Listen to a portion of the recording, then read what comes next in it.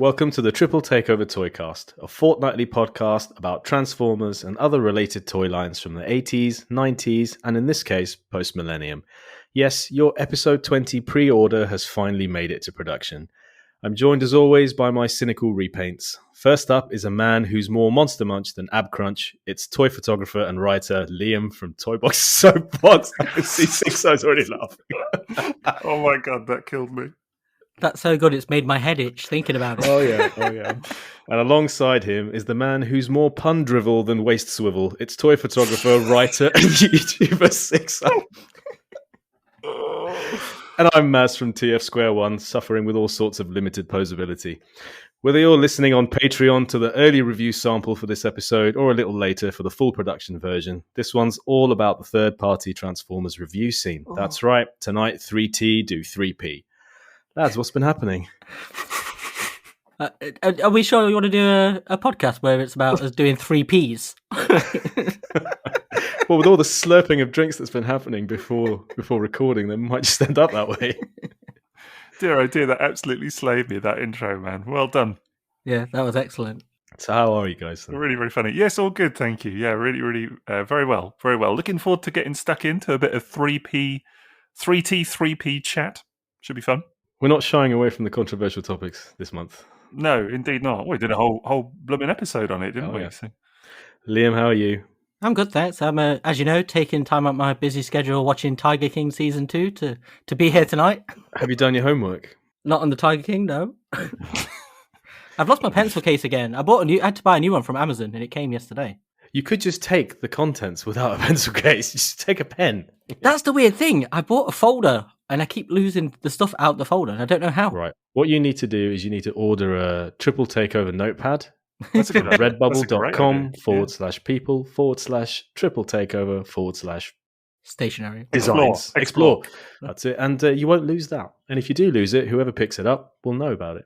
That's true. And get some leggings whilst you're at it. Yep. Do we do stationary? Can I get one of those rubbers, like the 80s style rubbers? Do we with, like, do the triple stationary? Do we do station? You can. Do tell we do us- podcasts? I know, Do we do exactly. episodes?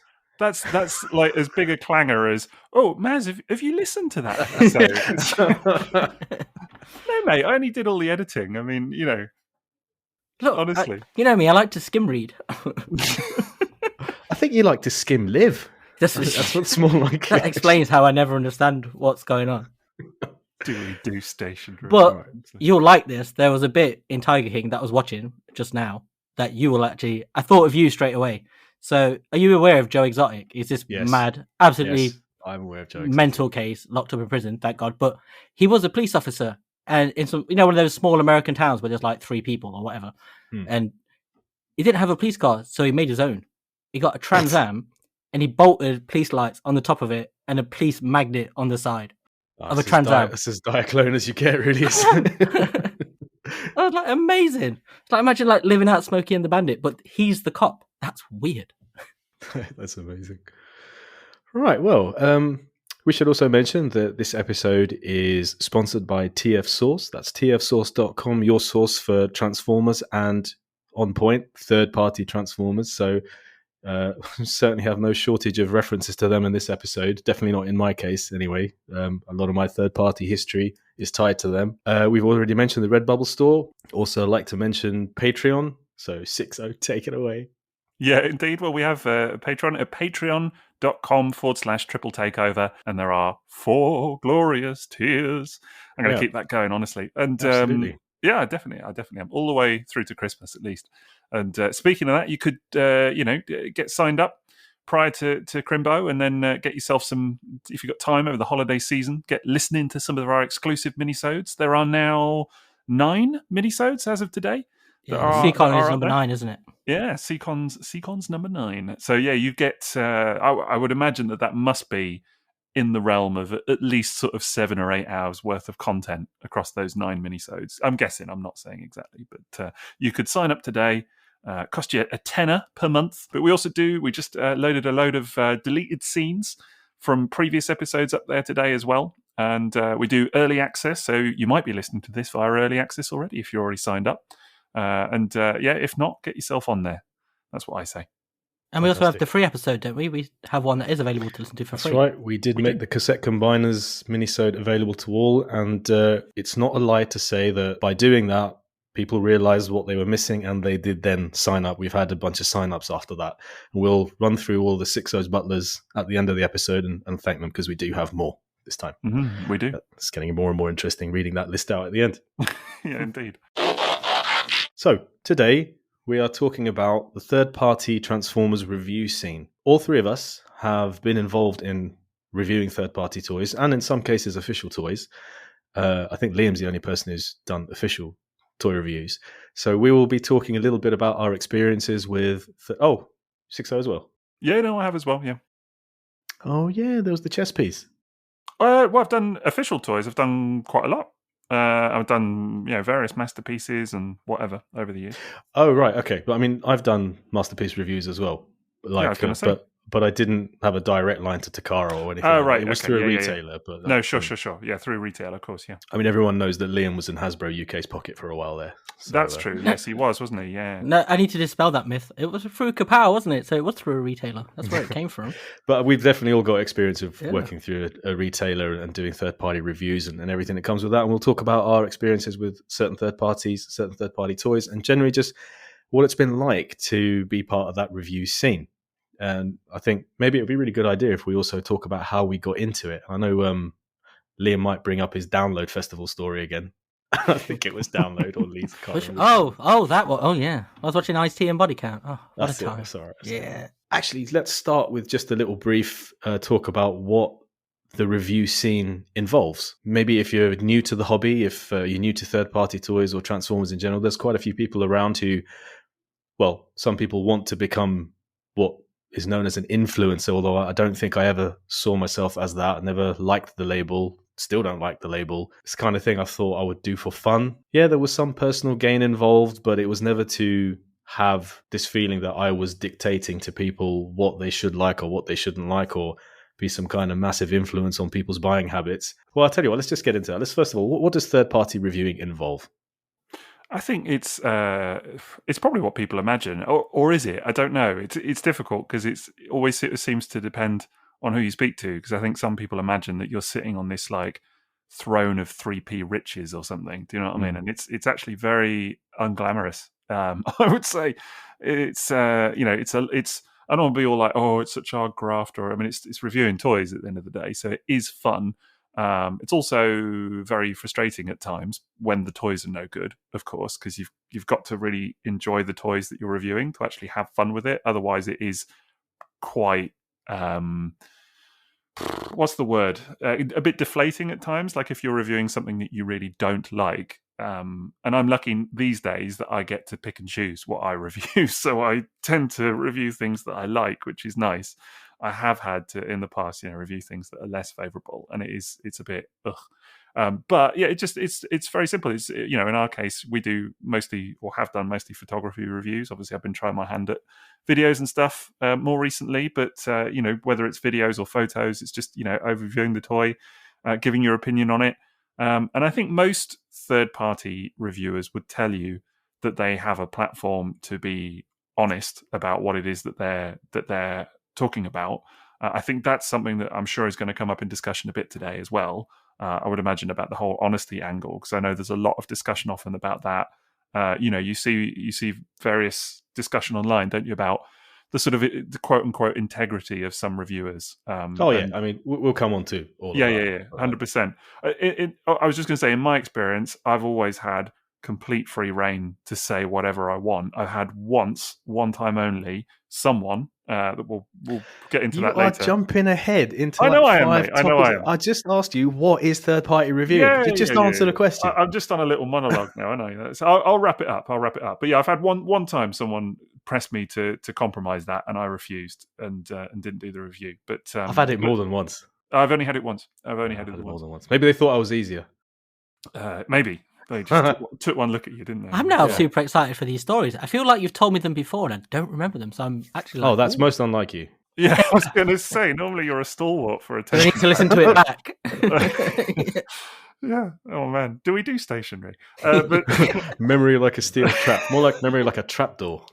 Yeah, exactly. That's more appropriate. But okay, so what is the third-party reviewing? It's very serious reviewing third-party toys, isn't it? Just giving Okay, I'll try Liam. Liam, what's third party review?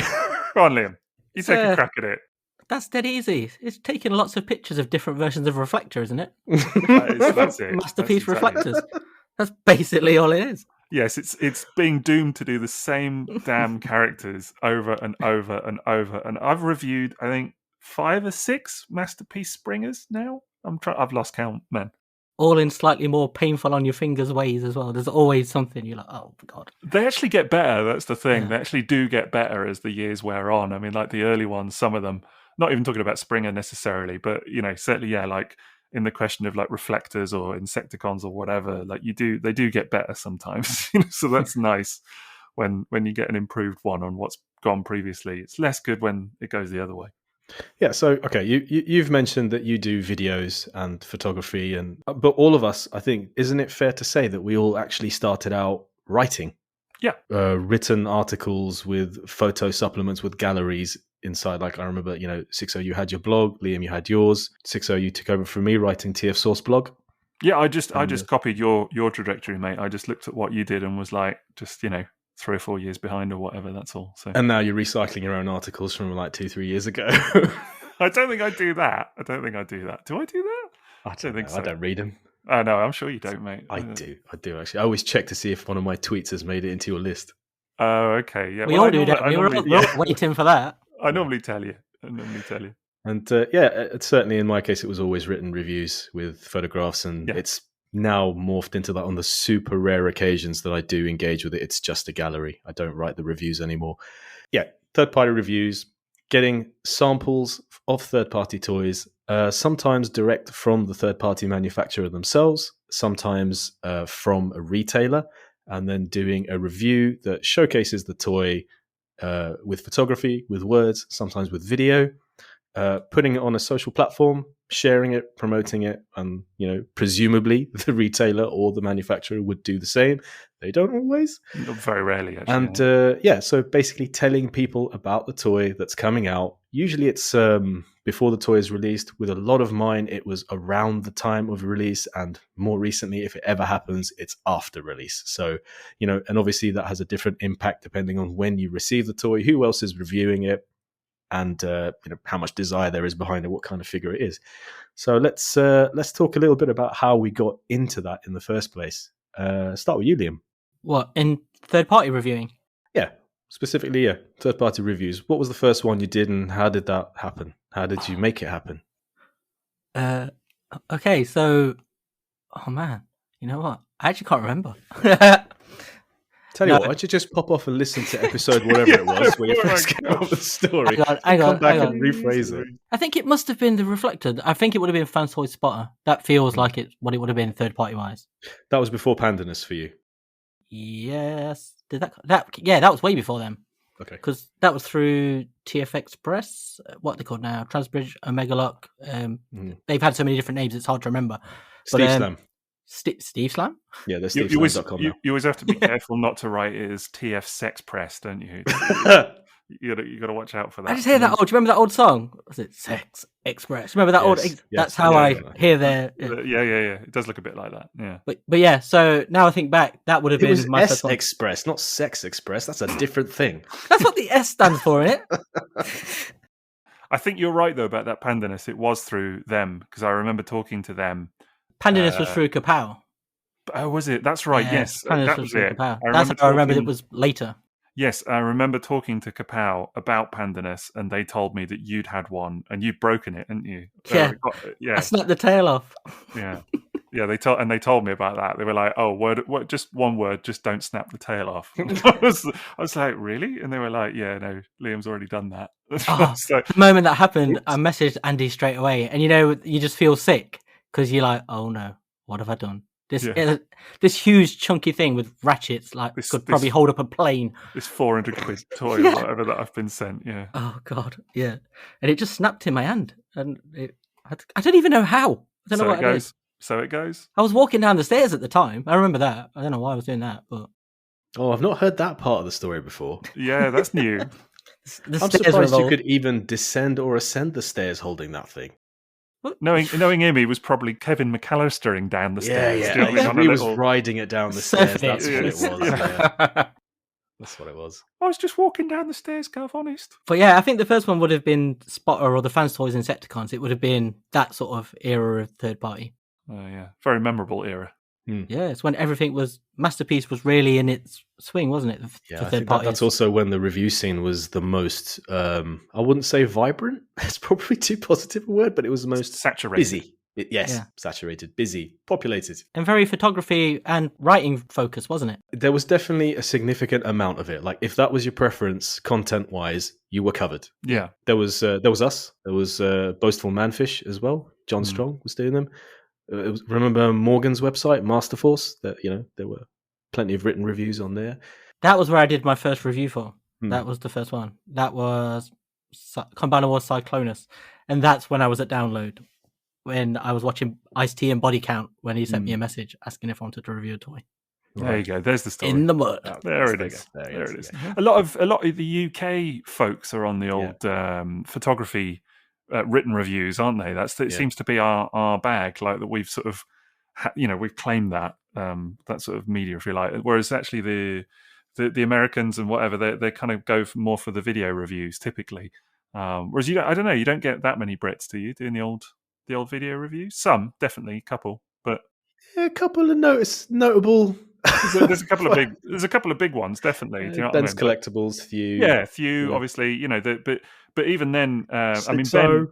Well, these days, but ouch, some Burke. Sorry, but Ben is the obvious one in terms of the third party scene. Even Thew, I don't think would say that he was trying to keep up to date as such. I remember actually talking to Thew years ago, very briefly, just because he'd been sent something. I think it was through TF's Express. Got to say it right. And it was X-Transbot's Andras, their Scourge, when that was first out. And I think I had to pack it up to send to him, if I remember. Yeah, something like that. I think I had to send him Fans Toys Bombshell as well, Grenadier. Right. But I think then he didn't review it because he didn't get time or whatever. And I think he was not doing it full time at the time. That's correct. Which I think he does now. He's full time. But I think he's never classed himself, and I'm not trying to speak for him at all. I'm just this is just what I understand from his sitch, is that he's never classed himself as a big third party reviewer as such. He just reviews. No, I don't think he pigeonholed himself that way. No, exactly. He just reviews the stuff that he likes, right? And when he likes. Yeah, and that's good. I think that's because I also think that is an interesting point as well that I'm sure we'll come into, is about that doing it because you enjoy it, not because it's like this obligation of being current and having to be up to date and all of that, which I think I'm very lucky with what I do now, because I can, as I say, pretty much review what I want when I want, within reason. And that's how you stay sane with it, to be honest. Because I think also I quite like that it's not predictable what you'll do next.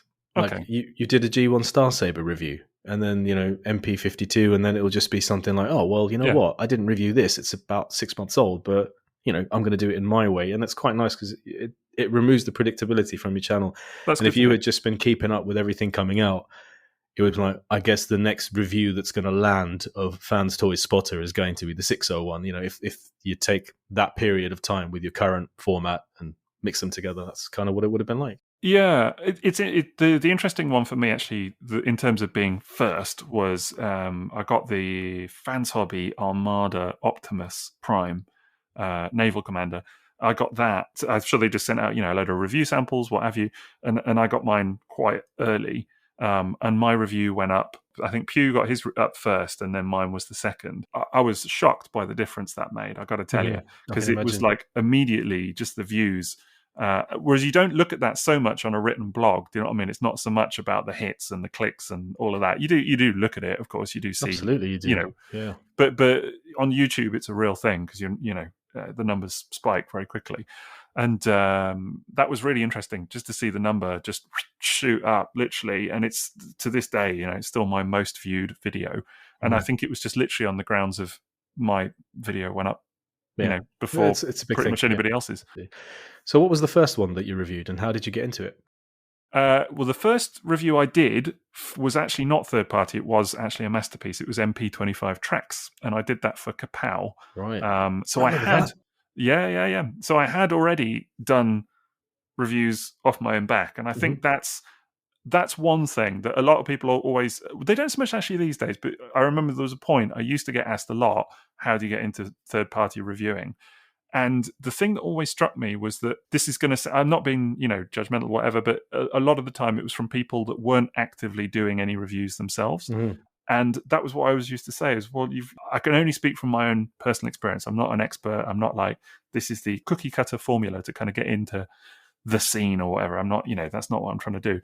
But from my experience, I think it helped that I'd already done a lot of reviews and been publishing them on a blog and whatever, so and then Kapow, and I'd been doing loads of photos and things, and Kapow reached out, actually, if I recall how or why, but I think it was through Facebook that Andy from Kapow just got in touch with me and was like, oh, would you like to do some pictures for us and some reviews and stuff? And I was like, yeah, man, of course. Do you know what I mean? And so they sent me a copy of MP25 Tracks to review, and that went well. And then it was Make Toys Gundog, and then some other Make Toys stuff. I think it was their Headmasters and bits and bobs, or at least the Iron Will, the hard head. And it just kind of snowballed from there. And then I did some stuff for TF's Express as well. And then actually I got, through TF's Express, I got quite a lot of, that was more sort of samples and things, which is what you were saying, Maz. So sometimes it's, it's actual retail copy toys, that are packaged in a box exactly as people get them, through retail or whatever. And then, very often in my experience, not so much now with TF Source, but in the past, it has been, just test shots and things.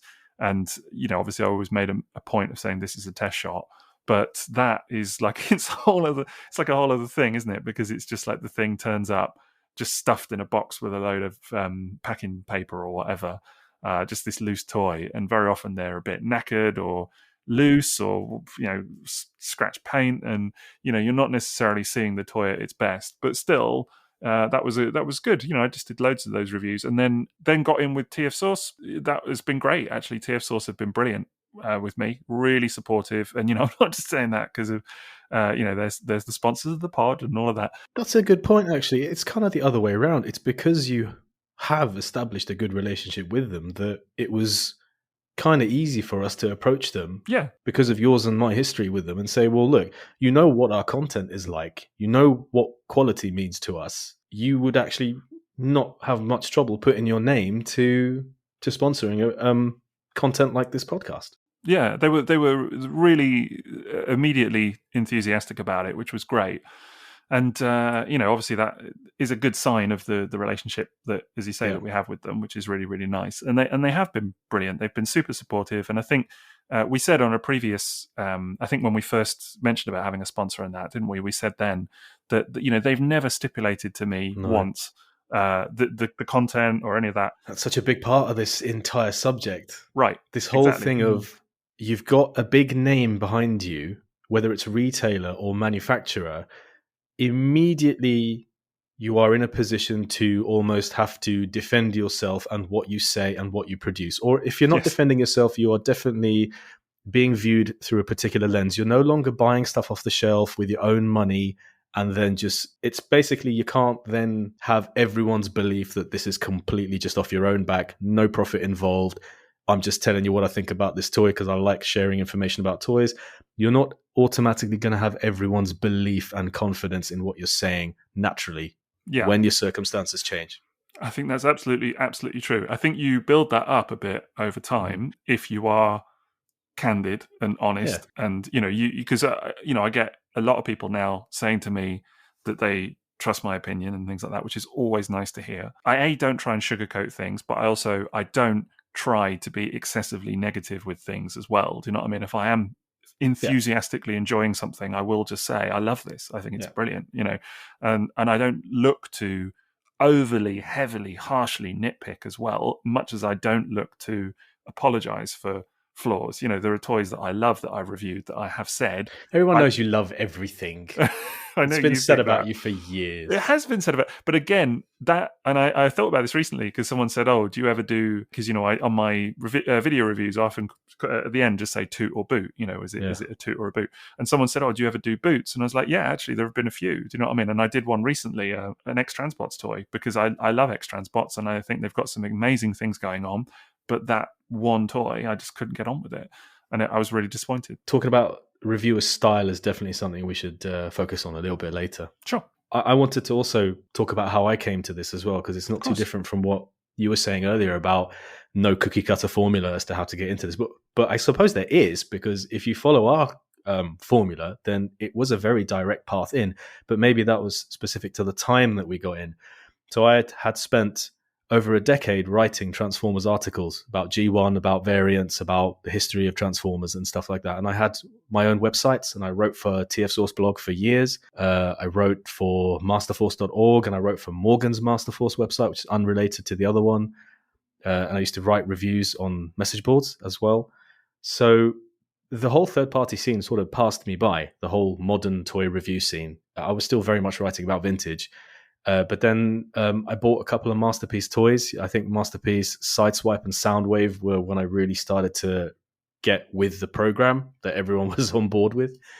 And I started to see the appeal of third-party Masterpiece scale toys like Quakewave was one of the first one really got my attention, and Feral Rex a little bit as well, even though it's not Masterpiece.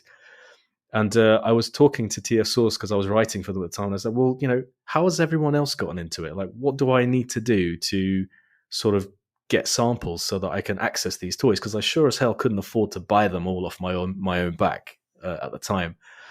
And it was suggested to me, actually, that I go directly to the manufacturers. So what TF Source did was they hooked me up with the emails of the people that they were talking to. So for M.A.S.K, Mastermind Creations, I got a contact. For Fans Toys, I had a contact. For DX9 and UT, I had a contact. For KFC, I had a contact. So there were people that I would email directly. And it was almost like a job interview. So I told them, well, look, this is my history of work. This is my social media. This is the following I have. This is what I'm known for. And it was slightly awkward because it was a case of tooting my own horn in a way that I've never done in the community. Never once called myself or referred to myself as an expert on anything. Never ever used those words or that sentiment. But I kind of had to say things like that to get them to notice I was writing about something that they wouldn't have been looking at. And I said, well, as a result, I've got quite a big readership, and I would bring something different to the scene in terms of written material and photographic material that you're not currently seeing with the video reviews and the kind of generation of person who is reviewing this stuff at the time. And it was directly through the manufacturers that I got samples. So that had positives and negatives because it meant that I didn't get everything. They only sent what they thought would be useful. Sometimes the positive was that it was really early stuff. So I remember getting Scoria after it was in everyone else's hands, but I remember getting some M.A.S.K stuff before it had ever reached anybody. So that was super exciting. You got Fans Toys Saw quite early, didn't you? I got that really early, yeah. So Fans Toys Saw was one of the most exciting out of all of them because it was the polystyrene. Really, yeah, I remember, yeah. And there were things about the test shot that were better than the final product, which was really interesting. What was amazing to me was that they would be okay with sending me what were supremely expensive products at the time, and then letting me keep them after I'd written about them. But with something like Saw, because it was so early and desirable, they insisted that I then pack it up and send it on to Kapow. So Kapow would then distribute it to whoever was doing reviews for them. But actually the first third-party product I reviewed was Micro Robo, the Black Perceptor from KFC, and I did that for Morgan's Masterforce site. He gave it to me, and also Cubex Huff, Cubex, now known as Bad Cube. He said, just review these, take the toys, they're yours, and do the reviews for my website. So I did that. And that's basically how I got into it. I was using my years of writing Transformers articles as a sort of in with these people. But then as a result, when they had decided that it didn't really suit their needs to supply people directly, my supply completely dried up because I wasn't getting them through a retailer. Whereas if I had gotten them through a retailer, And I think I could have done if I wanted TF Source to do that for me eventually. It would have been much more regular, and I could have picked and chosen what I wanted. But yeah, that's how I got into it originally. And yeah, it was a fascinating time, really. It was so supremely exciting to first get into that. Just the idea that people would send you a free toy that you would then write about, which, and of course I was writing all the time. I was doing it 2-3 times a week, staying up till 2-3 a.m. writing. And yeah, so that's basically how I got into it. I went directly to the third parties themselves. That's very different to my experience because, most of mine has been done through retailers. There's only a couple of third parties that I have actually dealt with directly or needed to. And I must admit, I've been quite thankful for that. But that feeling of getting stuff early that you were describing, certainly in the early days, I totally identify with that. I remember being almost giddy with excitement. I know it sounds so silly to say now, but genuinely not believing my luck when some of the stuff came in early and just being like, hoo, hoo, hoo, look at this that you've got, that actually there aren't even any real pictures of it on Tinternet or whatever. Do you know what I mean? It's not the one or two bits that I've had that hadn't even really been seen. You're the first person or one of the first, I should say, one of the first people that is kind of talking about it or really kind of making it known. And that was, it was a real buzz for sure. Real buzz. That's how I remember it, is the excitement of getting something new that you hadn't really seen much before. And that sort of, I don't know, it's a bit like Christmas, when every time they would send one out and it was going around the people. Yeah.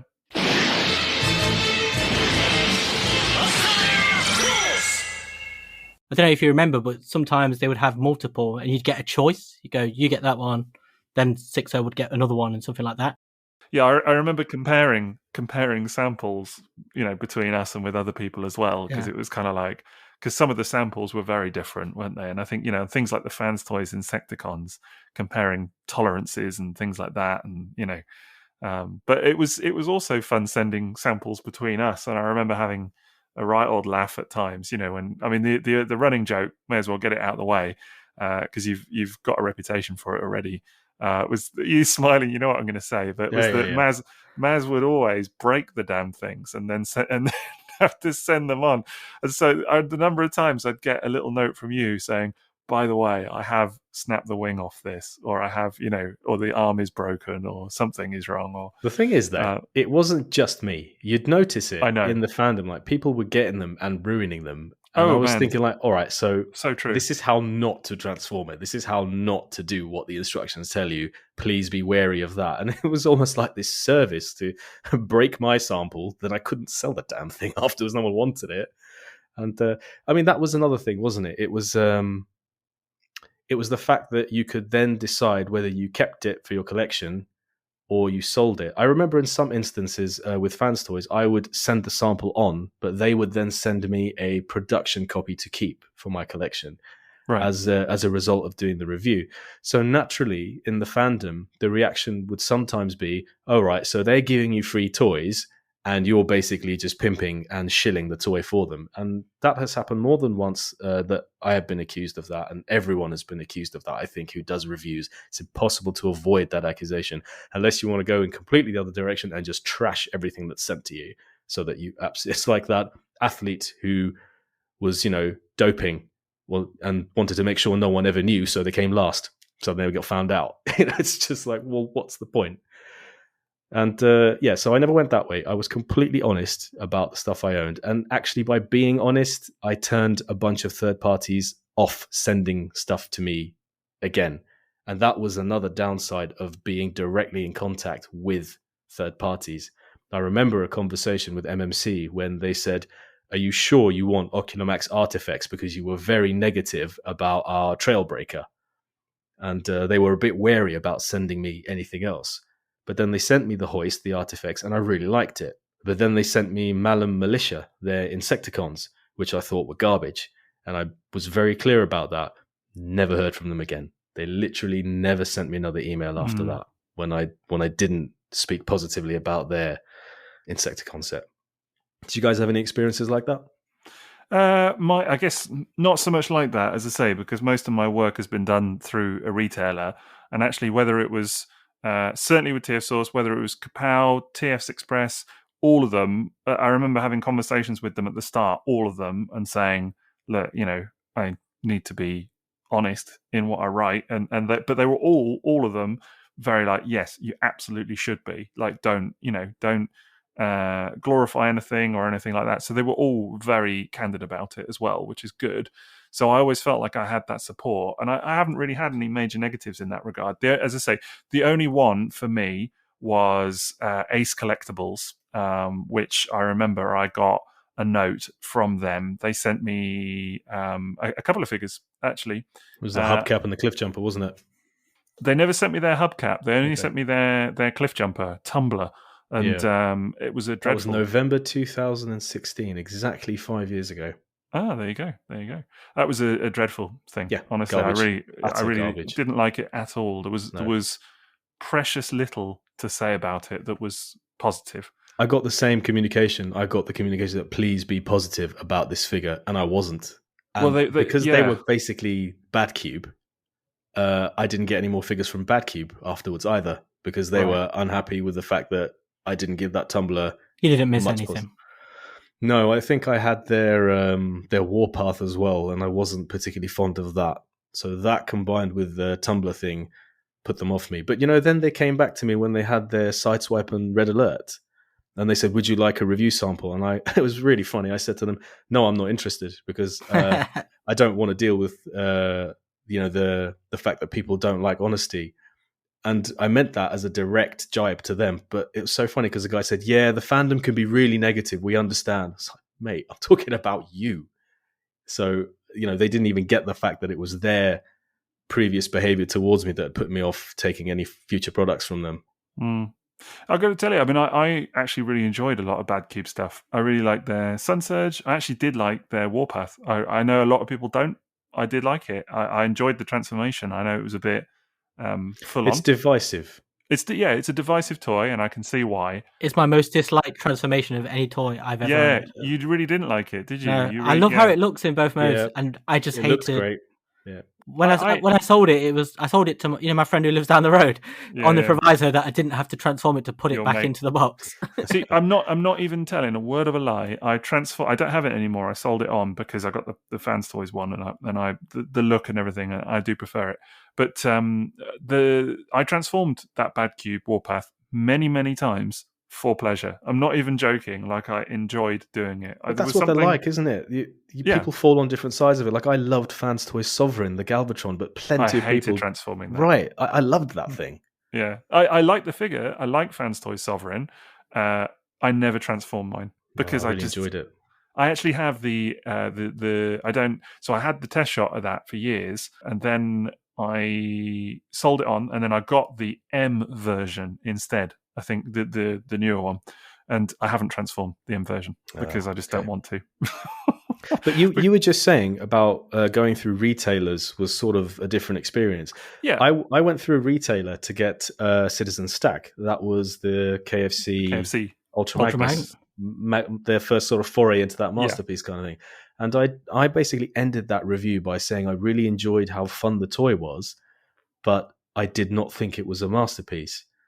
And because I'd said that, KFC had told TF Source that they no longer wanted to send me any more review samples. And it took a while before it got to the point where I was told, yeah, you can ask for samples again. But I don't remember getting any more from them at all. I think actually Ditka, the Blitzwing, was the only other thing I got. And of all the things to send that they then expected something positive about, that wasn't the one. I knew Ditka was going to come up in conversation tonight. I remember at the time us talking about because the funniest thing, I'm laughing about it already. I remember cackling.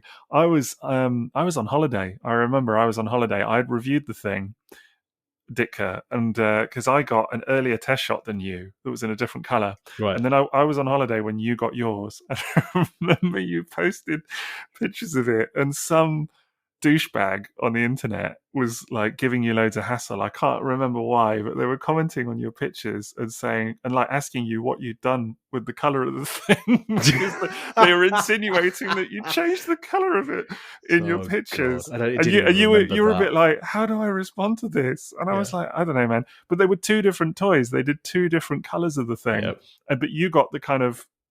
I mean, I think you described it as kind of a pooey brown at the time. You know what I mean? It was like a sort of weird huey. It was just a weird colour that they'd chosen for your copy, whereas mine had a really nice tan colour and a dark purple. And I still have that. I still have that. They released that version later on, didn't they? They released your version. Your colour scheme was the one that went to retail, right? Exactly. And then yours came much later. No. They never. They never did it. They never did it. No, they never did it. Maybe it's coming soon because I still have that test shot, that original one, the dark purple and tan one of that toy. And whenever I put it in a picture, inevitably someone will be like, "Oh my god, what version is that?" Because it does look really nice with the tan. It's the Sixo version. So it's the one that I'm never letting go of, just because I did think about cobbling them together at one point and creating like a sort of perfect version, if you like. But who's got that kind of time, honestly? And but it was just funny to me that you were getting such flack for the color of the thing in your photos. That's not even the best one, man. The best one for flack for me was Fans Toys Willis. Oh gosh. Wallace and Gromit, whatever. I call it Gromit because that thing was the only. It was just. They it was did call it Willy peak Fans Toys. It was peak Fans Toys. Like, oh god, they've done Hound. M.A.S.K Toys Gundog, get out of shot, Yeah, that was. And I made the mistake of saying, "Oh, actually, guys, Gundog is quite a lot better." Yeah. And the guy said to me, "Oh, but no, I think you got it wrong. You probably don't have both of them in hand at the same time." I was like, "No, here they are in the photo together." "Oh, well, maybe you were having a tough week that day, and maybe you just had other things on your mind." I was like, "Mate, I mean, one is better than the other." Yeah. It's not that. It's just this hot garbage. Look! The wing mirror fell off. Oh, there goes the tire. There's another piece. I think I had. Rubbish. Did I have it after you then? Because I remember when it turned up and bits had just fallen off already. And well, I mean that seems to be the general narrative. Yes. So should we go with yes? Yeah. I had it after M.A.S. and it was knackered. It was honestly. It was knackered out of the box. Yeah, it was. It came with a broken mirror. Yeah. It was in bad shape. Ditka was the one that ended my run of reviewing third-party toys and getting third-party toys. I never even wrote about it because I got it from TF Express. The first toy I reviewed from them was Fan Project Grenadier. You remember the bombshell? Which I've just Fans Toys Grenadier. Yeah. That's the one. Which I've just remembered / Googled to find out which the first toy I reviewed was.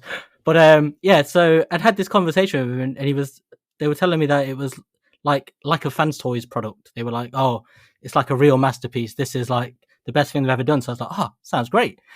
It comes through the post, and I open it, and I stand it up, and I'm looking at it, and I'm, when you're confused because you're expecting something totally different to what's appeared. Yes. And I'm like touching it, and I'm like, "This is horrible." And, but I'm like, but from the effusive praise they had sent out, like, "This is amazing. This is like another step up. We've gone all these different leagues above, and all this stuff, and all the extra QC and all this stuff." And I'm just looking around, expecting Jeremy Beadle to pop out and go Beadle's about, or Noel Edmonds. I'm just so confused. But anyway, so I stand it there, pose it after taking 45 minutes to get it to stand up because it was a monster to stand up. So again, the one that I had, the tan coloured one, the nice one, stood. It was perfectly fine. Here goes the apologist again. Oh, no, everything's just fine.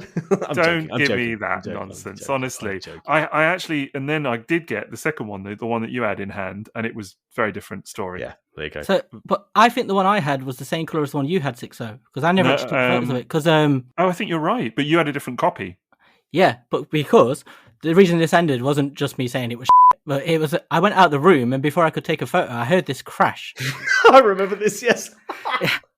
And then I came back in confused, thinking a bookshelf had fallen down or something like that.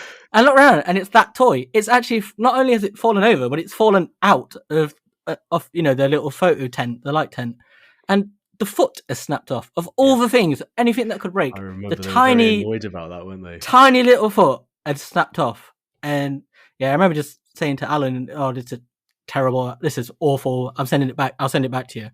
And then after that, he was like, "Oh, do you want me to send you another one?" I went, "No, it's all right. That's awful." And then I never heard about any of us again. That was the end. Blacklisted. Wait, I do remember that. I do remember that because no, I think it was the same one that Maz had. The color, I swear, because they were going to send it to me. So I'd had the original, the dark purple and tan test shot. I'd had that one, reviewed it, and thought it was all right actually. I mean, the design is hugely flawed. It looks nice in all modes, I would say. But the robot mode was the real kind of killer for me, just the lack of articulation and whatever. But it did stand up, which is kind of a fundamental thing that you want from these toys. But then, they got in touch with me and they said, they've actually done another one. They've done a new color. And I knew about it because I'd, been talking to Maz about the whole debacle of him being accused of, altering the color of his pictures or whatever. And then they said, we're going to send you the sample. It's with old Toybox Soapbox at the moment. And then they got in touch to say, it's been delayed because he's knackered one way of putting it. He's knackered it. He's broken the thing. He's broken it. And then so they had to get me another copy. Because you've broken the foot off it. I couldn't believe it. Of all parts, though, it's a tiny foot. Please take this exact same toy you reviewed 2 months ago, but it's in a different color, and do this one as well. That's just another aspect of the whole thing. So I remember this quite distinctly. So the first test shot, I gave a 2 out of 5. The second test shot, I think I gave a 1 out of 5. Or was it... I can't remember which score it was, but it went backwards. Do you know what I mean? It was, and I remember saying, like, I feel this is like a bit unprecedented, but I'm actually like going down in opinion, although you would expect it to be, closer to production quality or whatever. Because you do make some allowances for tolerances and things. If there's a bit of a loose knee or something on a test shot, you do kind of think, okay, like the knee's a little bit loose, but I'm sure they'll sort that. The other knee is tight, for example, or whatever. But when you mention it, it becomes the height of focus for people who are eager to hear which one they should buy, because it was a thing, wasn't it? Like, which version should I get, or which company should I go for? This one's got a loose knee. That one's got a funny backpack. It was a very... Yeah, I mean, understandable. It was like you were influencing people in a way, but it was very easy to say something that you really felt, but people would just not want to hear it. Yeah, to be honest, that was more. I always found if it was a negative, people actually treated it quite well. Do you know what I mean? There was a couple of times where, you had to sort of not over egg it. Do you know what I mean? You had to. I was always keen to kind of say, like, this is a thing, but actually in context, it's not that bad. Do you know what I mean? Like, I don't know, the maybe there's not enough waist swivel, or maybe there's not enough this, or the backpack's a bit loose, or whatever it is.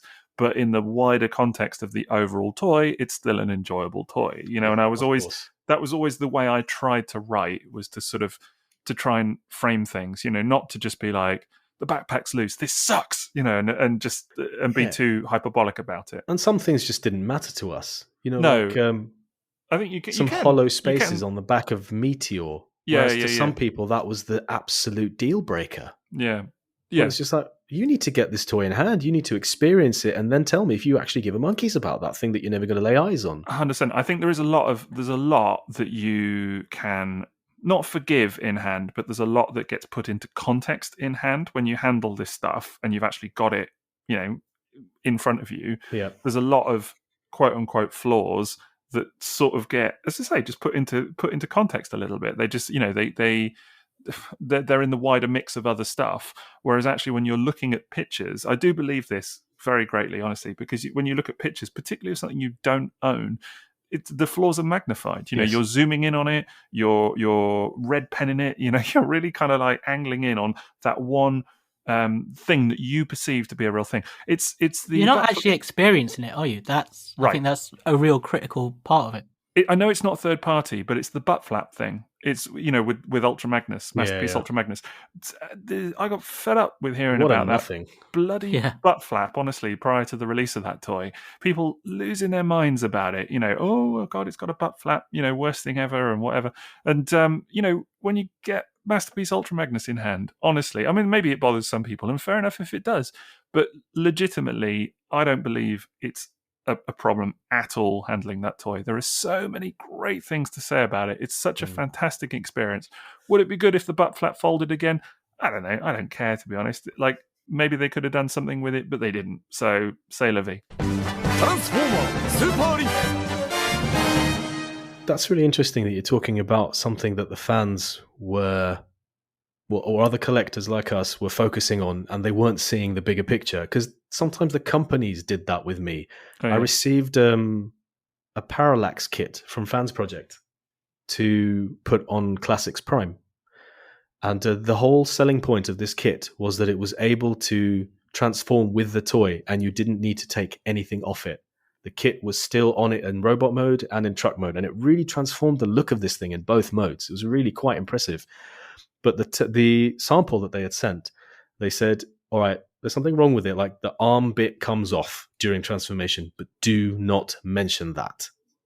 And I was like, well, okay. But, no one else had really reviewed this thing. So I did some pictures, and I loved the pictures I took of it. And I remember Steve came around because he had a M.A.S.K convoy, and I didn't have this toy at the time. So he was like well impressed with this thing as well. And I remember going back to them and saying, all right, so I have to be honest in my review. I will mention that the arm came off, but there are so many other positives about this set that I think it's going to mitigate it completely. And this is going to be a positive review because I really like this thing. And the pictures have come out ace. Here are the pictures. They weren't having it. They're like, nope, just send it back. I was like, well, no, hang on. I've done the photos. I'm pretty much written the review. I think it's going to be fine. But they weren't even in the position like, you've done the work and there's the toy. That's the agreement. They were just like, no, send it back. Don't do the review. Forget about it. Don't release the photos. They just weren't having it. That's mad. So you did all that work and then for nothing, essentially. Oh, there was a lot of that, mate. There was a lot of that. Yeah. That is true. It's not. I suppose that's the other thing to comment on about the whole kind of like what is it like to review third-party toys. Because I was going to say there, when you were talking about like things coming off and saying not to mention it, is one of my all-time favorite things that comes up with every third-party review is when you mention something like, "Oh, this thing broke," and they go, "Don't worry, that'll be fixed." By the time it comes out. So everybody says this in every review, every third-party review ever. It's always, "I'm sure it won't be like this on the final version." Right? Yeah. Do you know what? I think I'm guilty of that too. I think I must have. I'm sure I've done that. I'm sure. I used to go into every one thinking, "I'm not going to say that. I'm going to find another way to say the same sentiment," and every single time I'd end up just writing the same thing because it just made more sense. I would say that in my experience, a lot of toys did vary quite widely to their final products. Yes, often the final product was better. In a lot of you could tell it was more polished. Versus the test shot, it just felt. I think the main thing was tolerances, and that is why I think you do hear a lot of people, particularly on YouTube, saying, "Oh, the tolerances will probably vary or whatever." But it is true, and I think I had numerous test shots that I would say were a little bit on the loose side, but you could kind of tell that it's just a toy that has been through the ringer. It's been through presumably numerous folks' hands before you, and then some of them would. I mean, not to go on about it, but some of them you could tell they've been mishandled a little bit. Not that you're expecting people to treat it with kid gloves, because it is a review sample at the end of the day, so it should be put through its paces. But I know that there were at least one particular reviewer that really went to town on these things, and I had a couple of samples after them that looked like they'd been gone at with a hammer. Honestly, it was kind of ridiculous. But equally, I think you sometimes got stuff, and the way it had been packed was not suitable. Do you know what I mean? So it turned up to you, and it wasn't even in bubble wrap or anything. I had a couple of things that had just been literally shoved in a box, and off it goes. Half transformed or whatever. So it turns up, and it's like half transformed, all a mess, paint coming off. Loose joints or whatever. So it's no surprise to say that actually the final retail thing, just from a presentation standpoint and tolerances and all of that, was better. But there was also, I would say, at least one example where I preferred the test shot to the final thing. Was that Mercenary? Yeah. Was that the Shrapnel? Yes. Yes, Fans it Toy was, Shrapnel. wasn't it? Fans Toy Shrapnel, Mercenary. Yeah, and I remember us talking about it at the time, because even Spotter, actually, I would say, I found the test shot easier than the final version, which I just couldn't get on with. The test shot was really okay, but the final retail one was honestly a bit hateful to transform. It was really arduous on the fingers and whatever. But a number of those Fans Toys Insecticons, I remember, and I think Mercenary was the ultimate example. I remember it just kind of gliding very nicely, the test shot, and being quite a pleasure to transform, if anything. But the final retail one, it was like they dialed up the tolerances to the max. It was like they'd taken all the joints and everything, and just stiffened them and really like ratcheted it as much as possible. And it was like trying to transform a brick. So there were at least a couple of times where I remember thinking, gosh, the test shot was more fluid. It's funny you use that example because of the 3, I think that's the one I had where it kept splitting in half at the waist. Oh, I think that might be the exact same one that I had, actually. Yeah, because they fixed that for the final version. No, yeah. They fixed it. It was like the screw cap was missing inside or something. Right. I remember going straight back to them saying, do you know, this just falls apart at the waist every time you turn it. And they were like, yeah, won't be like that in the final one. So again, I think I do remember that. But the one you were saying there about having ones that were better, the one that I had was, do you remember X-Transbot's Ollie, the wheelie? Oh, yeah. When they did the V2, like the test shot they sent me was a really early one, so all the plastic parts were different colours and stuff. And that one was great. Like the tolerance was fantastic. The plastic was really good. And because it had fixed all the stuff from the first one, if you remember the first release. Yeah. But then when the actual thing came out, it was awful again. I genuinely can't figure out what happened from there to there. That's funny because, I got a second Ollie, never had the first one, or did I? I think I did pick up but I think I bought the first one. I think that was me, like, as in a customer. And then I got a review sample or something, I can't remember, of the second one, and actually really liked it. Liked it, and enjoyed it a lot. But I remember writing quite positively about it and saying it is definitely improved. There's some aspects of it that are still dubious, for sure. But on the whole, I mean, it's still now, to this day, the masterpiece not wheelie on my shelf. It's still there.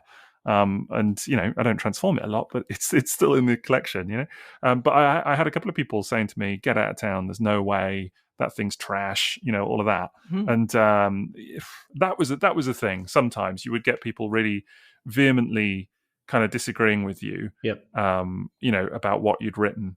And that was always, I suppose, understandable to a certain degree, a little bit disheartening at times. Actually, the weirdest was when you wrote something negative, let's say, or not negative, but, critical, and people would leap to the defense of the toy. I've had that quite a few times, probably even more, actually.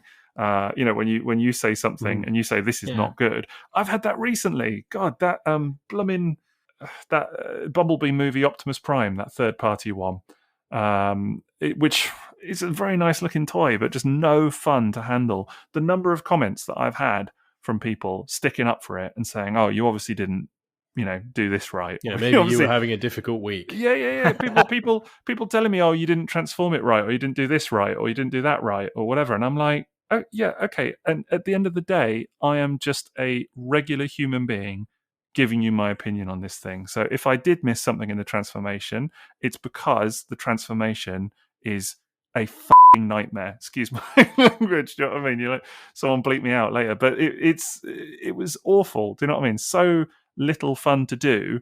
So yeah, I'm not going to be critiqued about, oh, I missed this, that, or the other. Do you know what I mean? Because at the end of the day, I'm just, I'm not an expert with these things. You get the toy, you go through the motions with it. If you do miss something, it's because, I don't know, it's not good. Do you know what I mean? It's not a good product or whatever. That's the thing. So you can only do your best with it. Yeah. It was such a tough balance between. Well, it wasn't even a balance because I didn't try to balance it. It was just, this is what I think of it, and then you would deal with a reaction from, well, maybe no reaction from a retailer or a manufacturer. I had reactions from manufacturers, and then there'd be the fandom reaction. Like, I found Make Toys items brilliant. I loved Make Toys stuff, and I was super excited about getting it. But I had so much drama with Make Toys. And the thing is, the reason I got in with Make Toys to get stuff was because I realized I knew the guy responsible for their marketing from years ago in G1 and Diaclone collecting. So I realized that I was like, dude, it's been a long time. Let's talk. Give me some toys. And I remember getting Pandinus, the big Scorponok, and saying, one I broke. You do realize, like, it's got two left arms and the other one's just reversed. That's what you've done. Yeah, don't mention that. Yeah, but it's really obvious. Don't mention that.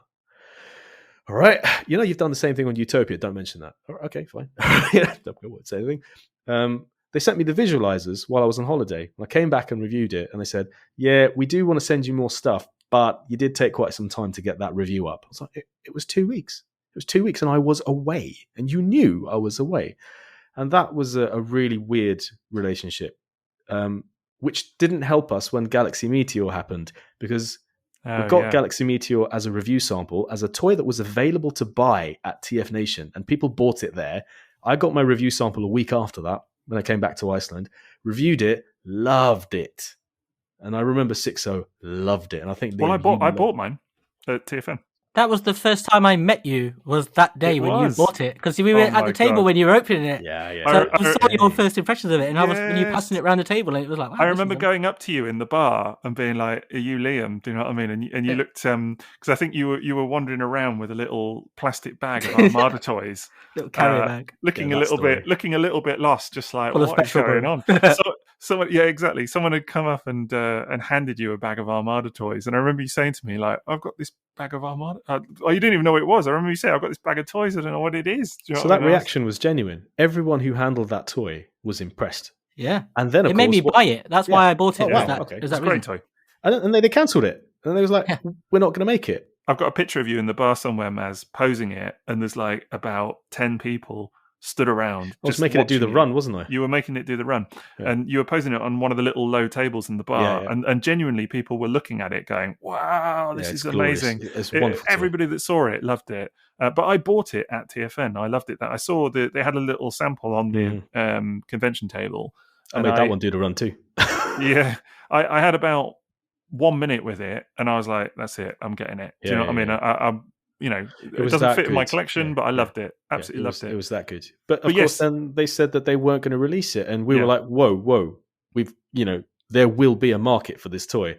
I still to this day don't know if that was a stunt they pulled or what it was, but maybe we then got accused of being part of this hype train for this toy, which they then cancelled and built up a massive desire because people suddenly realized they couldn't have it.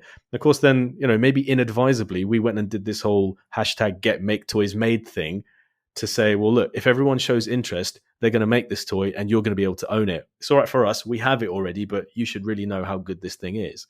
Yeah, that was it. I think I remember the conversation about it, you and I chatting and just being like, it's a real shame that there's this really, really nice toy that we both really like that they're not going to make.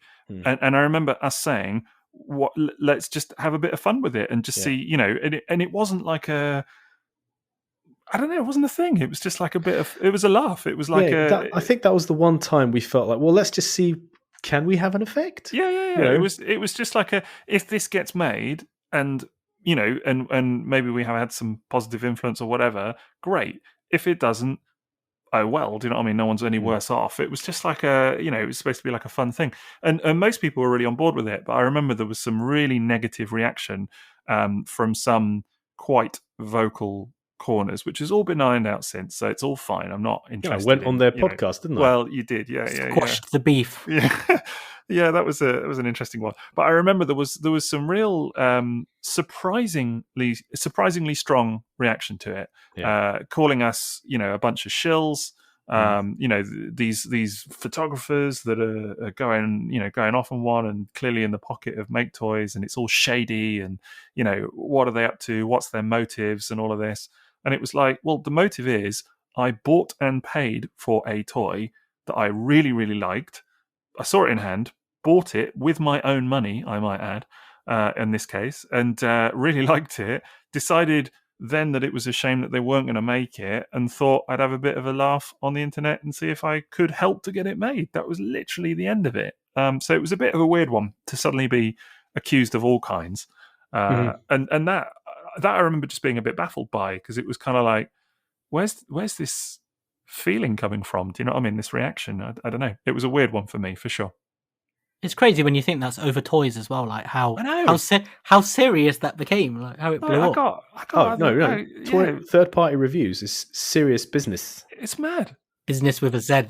Lots of serious Zs. without any vowels. But you know what? I just remember thinking, you know what, man? I got other things going on in my life. I don't need this. No, you don't. Shut up. Stop claiming that. We know it's not true. Okay. What are you joking about, mate? I'd let you know. We've seen your third-party review pile. Yeah. Oh yeah, absolutely. Yeah, the old throne of riches, aka his house.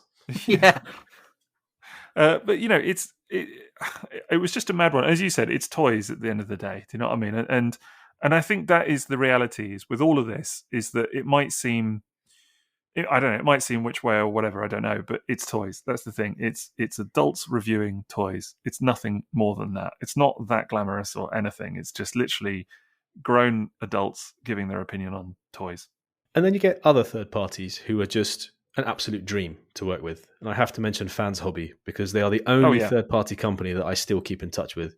Sometimes it's just to say to them, man, you guys put out some beautiful stuff. And they'll be like, you know, we really love your photos. You don't have to write a review, but just really love you to do some photos because you're creative. Here, take this. And I love working with them. They never pester. They're never like, hey, have you done it yet? Hey, have you done it? And bless them, they tried to get me. I can't remember. I think it was Powerbase. So they tried to get me that before anyone else.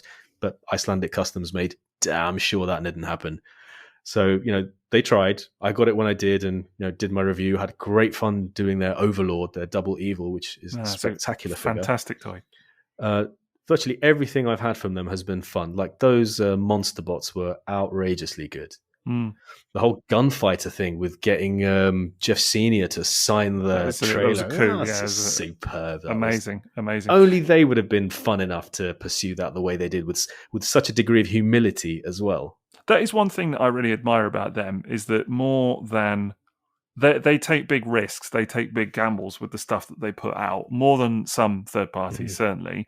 You know, not that other product isn't exciting, it is. It's just that they have a way of doing something truly offbeat, quirky, unusual. You know, nobody, actually, as it turns out, probably quite a few people really, really wanted a masterpiece-styled G2 Laser Optimus. But, you know, only they could have done it in the really supreme way that they did with this wonking great trailer, which, can I say, has tons of play value. It's and so true to the original, isn't it? It's incredible. It's exactly what you would want it to be, in that it's just like a really massive, oversized, but supremely fun and still its own thing version of the original toy. Right. So you can own both, and that's still good. Even the cab subscribes to that philosophy. Yes. And it's simple to transform. It doesn't take you an hour.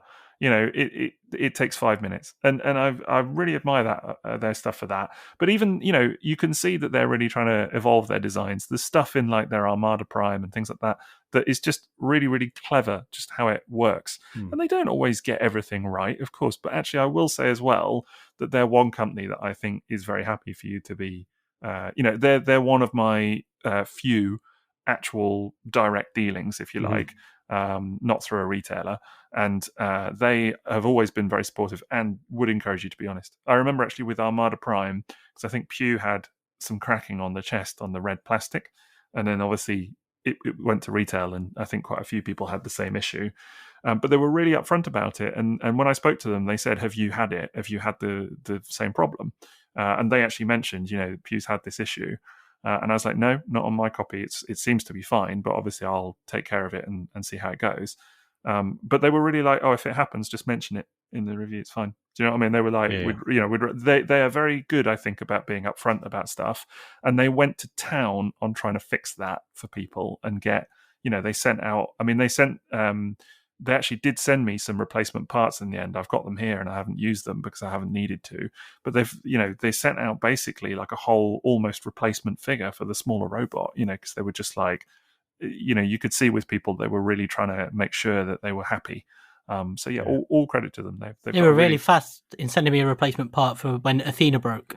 Right. Yeah. They've got a great attitude. Yeah. I think of all the rainbow of 3P companies I've dealt with, there's a reason they've stood the test of time in my affections, and the any sort of patience I have for that scene, considering how far my collecting has moved away from that area of collecting, but I still want to have their product.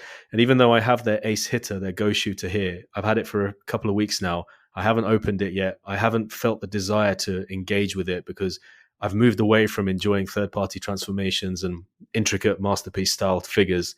But, you know, they haven't complained. And whenever I do the photos, however many I do, they will be grateful. I think they have the perfect attitude. I doubt there's anyone in the fandom who views them cynically the way that a lot of third-party companies are rightfully viewed, some of them. But these guys, for me, without a shadow of a doubt, are the best. This segment was brought to you by Fans Hobby. Damn straight. Damn straight. If they're so good, Can they send me some free toys, please? You guys getting all these free toys? I get nothing over here. Free toys. The Transformers will return after these messages. Right, well, it's that time of the episode where we talk about TF Source, our sponsor, as we've already mentioned, and very topical today because it's all about third-party toys, isn't it? And I'm just having a look at what they've got in stock right now, tfsource.com, loads of stuff. Still a lot of X-Transbots going on there, which we mentioned, I think, last time, and said, they've got like about 1 billion pre-orders out at the moment. So lots of exciting stuff there. And there's more since. Like now there's a bunch of skids. Yeah, there's loads of skids, loads of them. It's really quite exciting, actually, because they're doing a couple of versions that I'm not sure will get made in, from the Masterpiece skids, the official mold. So it'll be exciting to see. But they've done like the black one and things like that, and both red versions. Yeah, red turbo. So, yeah, I can see that. Yeah, red turbo, old red turbo. Do you know what has just caught my eye on TF Source? Scrolling down, is it a toilet? It's not a toilet bot, Liam. Don't get too excited, mate. Yeah. Oh, I could hardly contain myself. Yeah, you're looking a bit flushed, mate. Sorry. We have to put the lid on this, aren't we? Yeah, there you go. Scrolling down a little bit, they've got TFC Poseidon listed for sale, which, of course, not everybody will have heard, but we were just talking about it in our recent mini-sode. But we did talk about that TFC Poseidon a bit, didn't we? And said, is it being reissued? I think it must be because it's up for pre-order. So it can't just be that they've got some new stock in or whatever. It looks like it's probably a reissue. But yeah, there's some other exciting stuff. What's caught your eyes at the moment?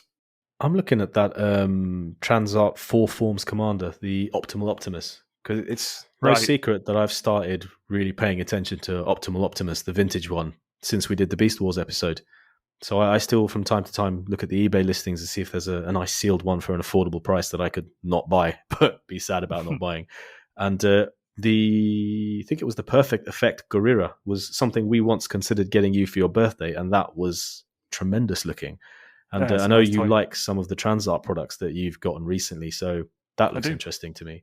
And on the same row, we have R49 Mentis, which Mastermind Creations have gotten round to doing a rung. Now, while I have said in the episode that some of their stuff I wasn't keen on, what they really did nail was those More Than Meets the Eye figures that they made. Their DJD figures were cracking. And that rung looks super nice. Cracking in a good way, right? Yes. Yeah. No, I never cracked them. I actually, I don't know if you'll thank me for saying this, but I showed James Roberts at the pub. He'd come out with us after a pub signing. A comic book signing. He didn't do the signing in the pub. Not everything happens in the pub. Just signing pint glasses.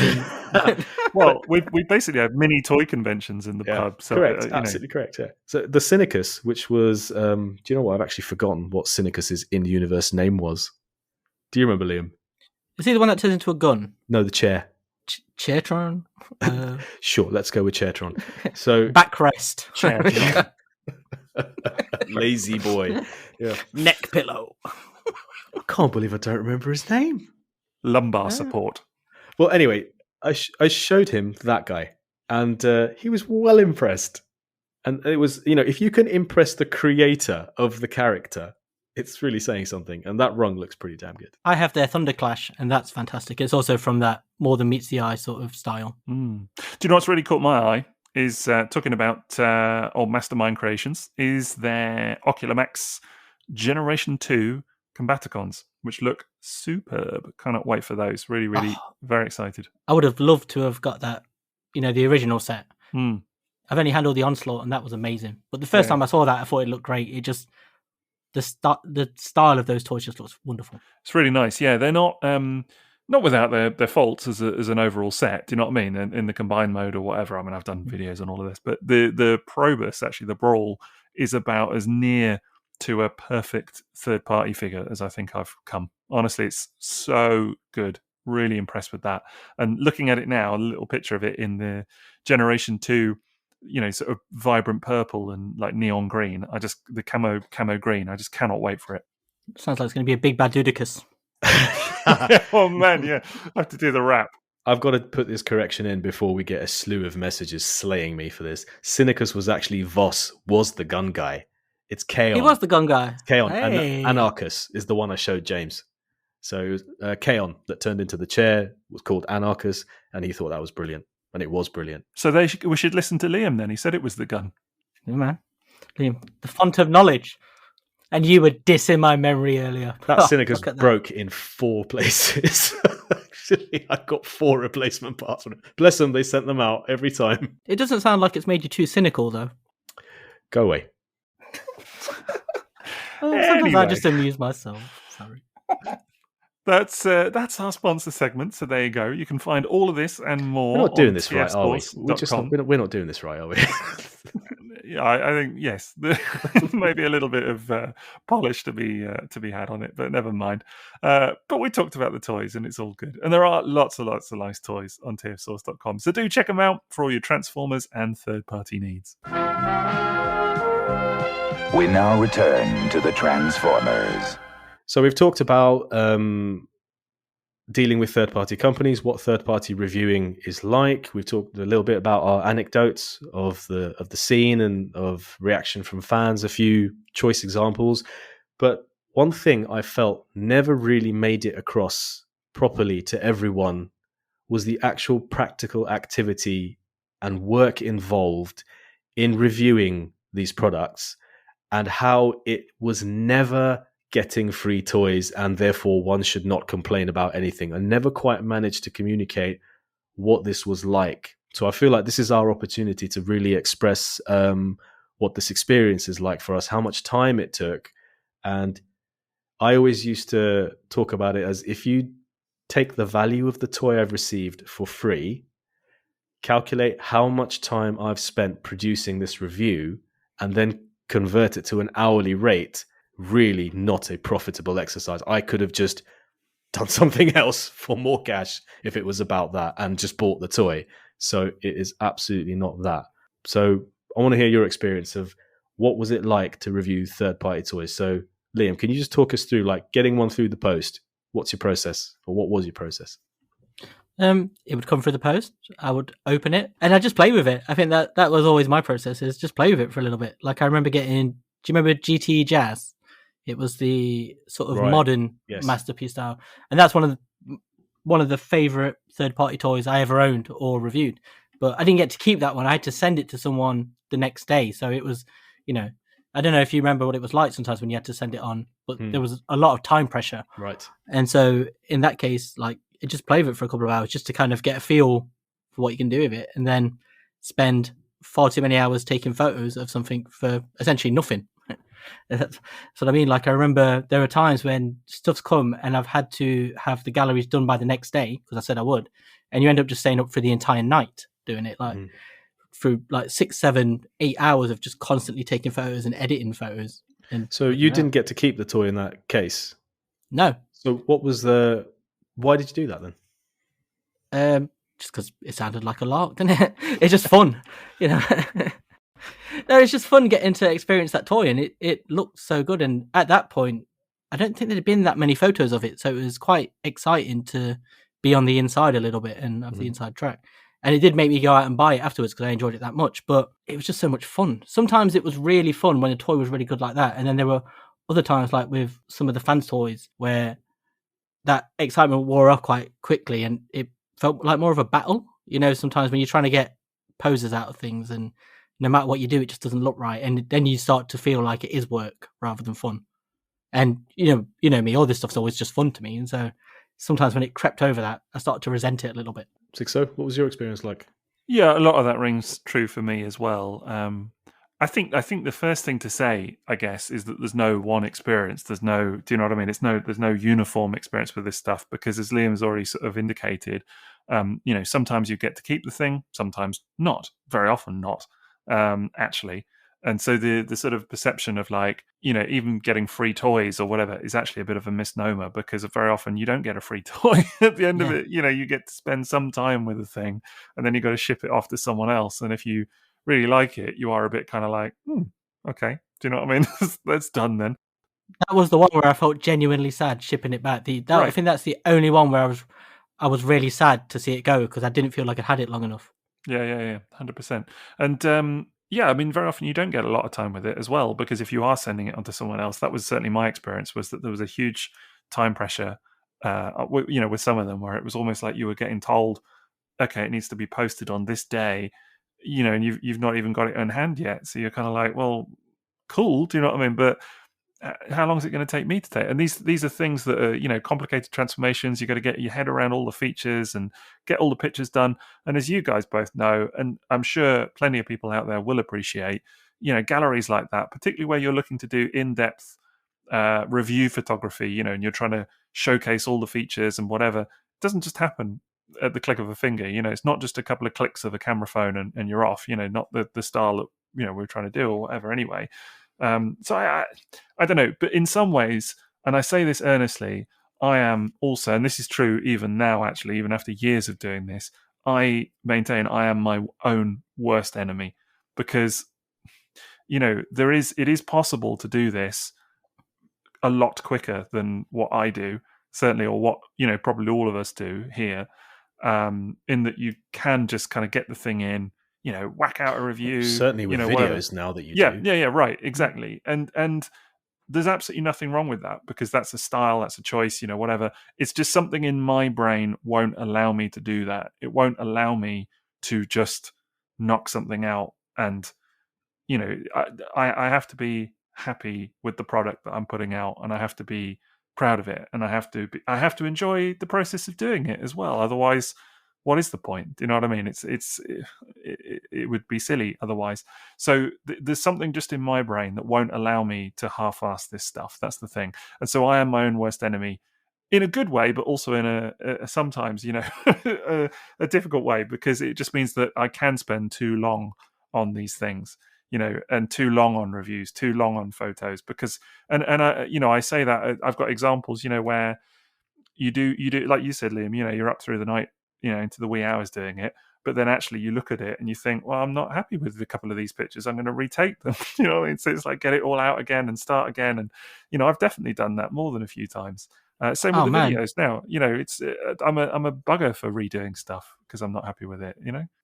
Yeah, it's not third party, but when I was doing those Earthrise grapple photos, I don't know if you remember, because we were chatting a lot, and I'd spent hours taking these photos, and I thought they looked great and stuff. And then I made that one choice. I was like, I wonder if I might try using RAW to shoot with. And then I was so shocked by the difference, I then had to just delete them all and take them all again. And when you can't do it the same, so you end up taking completely different shots. And I remember I was up till 7 a.m. doing those, but I got lost in it because I was enjoying it so much. But it was all that one choice, and then it just escalated. One thing, all that work out the window. 100%. My biggest learning, I think, with all of this has just been to know when it's time to ship it. Do you know what I mean? When it's time to ship the finished article, video, whatever, and to just like stop trying to perfect it almost in my own brain. But that's just for me. That's not for anybody else necessarily. That's just because I like paying attention to those sorts of things, even having said that, it sounds silly because now I look back at stuff that I did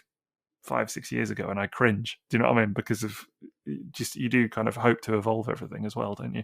But yeah, often it was toys that you don't necessarily get a lot of hands-on time with. It's different for me now. I get a lot more time now to kind of go over everything and actually get a kind of more measured opinion. Whereas with test shots and stuff coming in, because they want you to ship it to someone else, it can all be very quick quick turnaround. It's not glamorous at all. I remember, as much as I say always, mostly enjoyed it. And it is fun larking about with toys. It is fun. It's also hugely frustrating at times, if things are not going to plan.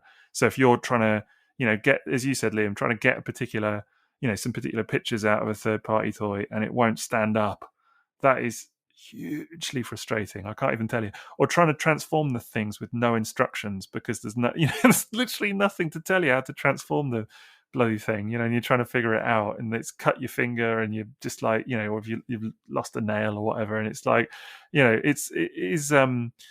is frustrating at times for sure. I've had many evenings, where we're trying to watch a film or something, and I'm trying to, like, at the same time trying to figure out how to, contract the legs on a third party toy and things like that, and my wife's like, God, that thing looks no fun. And I'm like, no, you are not wrong. So it's a it's a funny old business. And as for why I do it, it's what you said, Liam. It's a lark, isn't it? Do you know what I mean? It's not the any kind of perception that there's some kind of monetary gain with this, unless you're sponsored by a retailer, which is very unusual, very, very unusual. Unless you are in some capacity, there's no money to be made out of doing this. It's not, you could go and get XYZ job and it would pay better. So that is a fact. That is definitely a fact. Okay, do you mind if I share my experience a little bit? Of course. I'll go for it. And this is very key, what you said about setting expectations at the beginning, deciding what you want to get out of it and why you're doing it. I was already writing loads for TFSauce at the time, and writing Transformers stuff was my, I wouldn't say second job, but it took up so much time as a hobby for me after my regular job and family stuff. That's why I was always up late, because it was after like my daughter had gone to sleep. Maybe sometimes after my wife had gone to sleep as well. I would then do my hobby stuff, taking photos, writing articles about things I wanted to for TFSauce, for myself as well, my own blog. And I did kind of want to be a bit more relevant than the very one-dimensional stuff I was writing about. And it was TFSauce who suggested, well, have you thought about doing third-party stuff as well? And that's how they introduced me to these companies to write. So this was a challenge for me. I remember I did stipulate to those third parties at the start, one of the ways I want this to work is that I would get to keep the toy. And if you're okay with that, then let's talk about how this will work, when you'll send me stuff. And I think pretty much all of them agreed to that.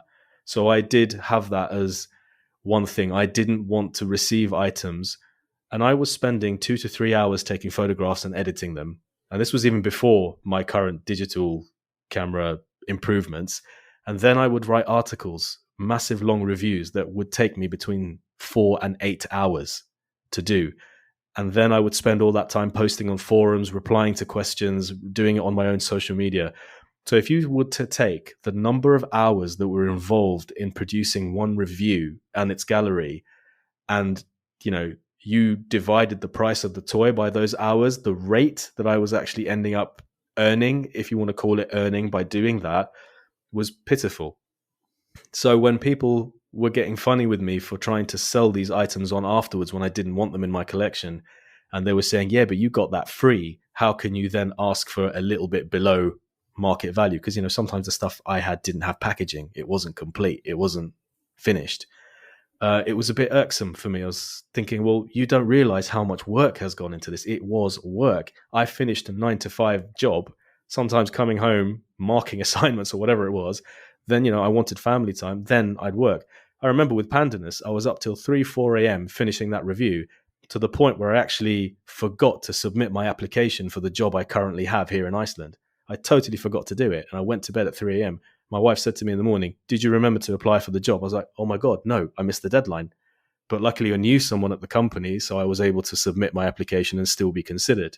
But it took up enormous amounts of time. And I do remember when the samples were coming one after the other, it actually became quite difficult to keep up with the workload, especially as I had article slots I had to meet every week. Like it was Tuesday when I would publish an article on TFSauce, and that became quite difficult. So it was definitely something that you had to be passionate about, because it was not easy. And it's like you said, Sixo, there's a standard that you want to meet.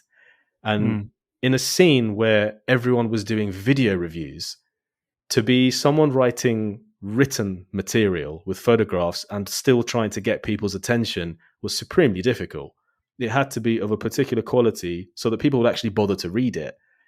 I had to go all out with photos compared to G1, photos compared to cartoons and everything, every single accessory. Couldn't miss a beat. And they would always be out after video reviews. So there had to be something about them that kept people reading them. And obviously being on a TFSauce platform was very helpful. Extremely grateful that they would actually want me to do that. But I found it to be heavy work, enjoyable work. And of course, when other people started doing it and doing it really well, like yourself, companies would be like, is there any way you could improve your photography? Is there any way you could try and be a bit more like Sixo, or be a bit more like, I guess, Unim Studios and people like that? And so, that forced me to improve. And I remember coming to you and say, well, what do you suggest? How can I improve my photographs? You said, get a digital SLR, shoot in RAW, do this kind of stuff, use Lightroom. So it was responsible for that too. But all of this was work. No two ways about it. It was a massive investment of time and energy and effort for fun, for toys, for a hobby that I love. but it was exhausting. I do totally know what you mean. I would say that my philosophy on it was always that I needed to enjoy it. Do you know what I mean? And I tried not to think about hourly rates or any of that kind of stuff. I just tried to approach No, I mean, it I never calculated whether I was going to do something based on hourly rate. That conversation only ever came out when people said, "Oh, but you're getting toys for free." I was like, "No, hang on a minute. There is work." You know? The reaction from people, as we've already kind of indicated, it was a weird one at times for sure. But you know, it's worth saying as well that a lot of people were very supportive and very positive, and I think that's the bit that I like to try and remember. But yes, there was definitely, as we've already kind of said, you know, there's definitely a few run-ins, a few choice opinions or reactions from people, and I suppose what just stands out about that is that it's often completely disingenuous or completely ill-informed, you know, and people are sort of accusing you of things. You know, you hear it and you just think, well, that's not even factual, so what? You know, it's very bizarre. I think it just comes back to, it's hard to really kind of put into words, but there's clearly an impression that people build up in their mind of what's going on behind the scenes, that it's like some, I don't know, cabal of third-party toys, you know, doing the rounds. Everybody loves a conspiracy. Yeah, exactly. That you're somehow, you know, sort of skimming some riches off, you know, off the top there. It's nothing like that. Honestly, it's nothing like that. There's no riches to be had. There's no gravy train there or anything, really. Do you know what I mean? You get the odd free toy, and very often they're knackered anyway. Not knackered, but, you know, like I remember getting, you know, Unique Toys Alan was one. I was like, they were like, oh, you can keep that. And I remember looking at it and being like, cool, because the paint is all scratched off the feet. You know, and you can see clearly in my review pictures that it is, and I obviously mentioned it, fine. But, you know, it's not, all right, free toy. It's not the condition that I would look to own. Do you know what I mean? So it's a mixed bag. It's all a mixed bag. Yeah. But it's also fun as well. Like, and it's a privilege. That you and it is a privilege, and it is fun. And I think as much as, you know, I kind of want to talk about the reality of it, I don't want to lose sight of that part or sound not grateful for it, because I'm hugely grateful for it, and it's been great for me.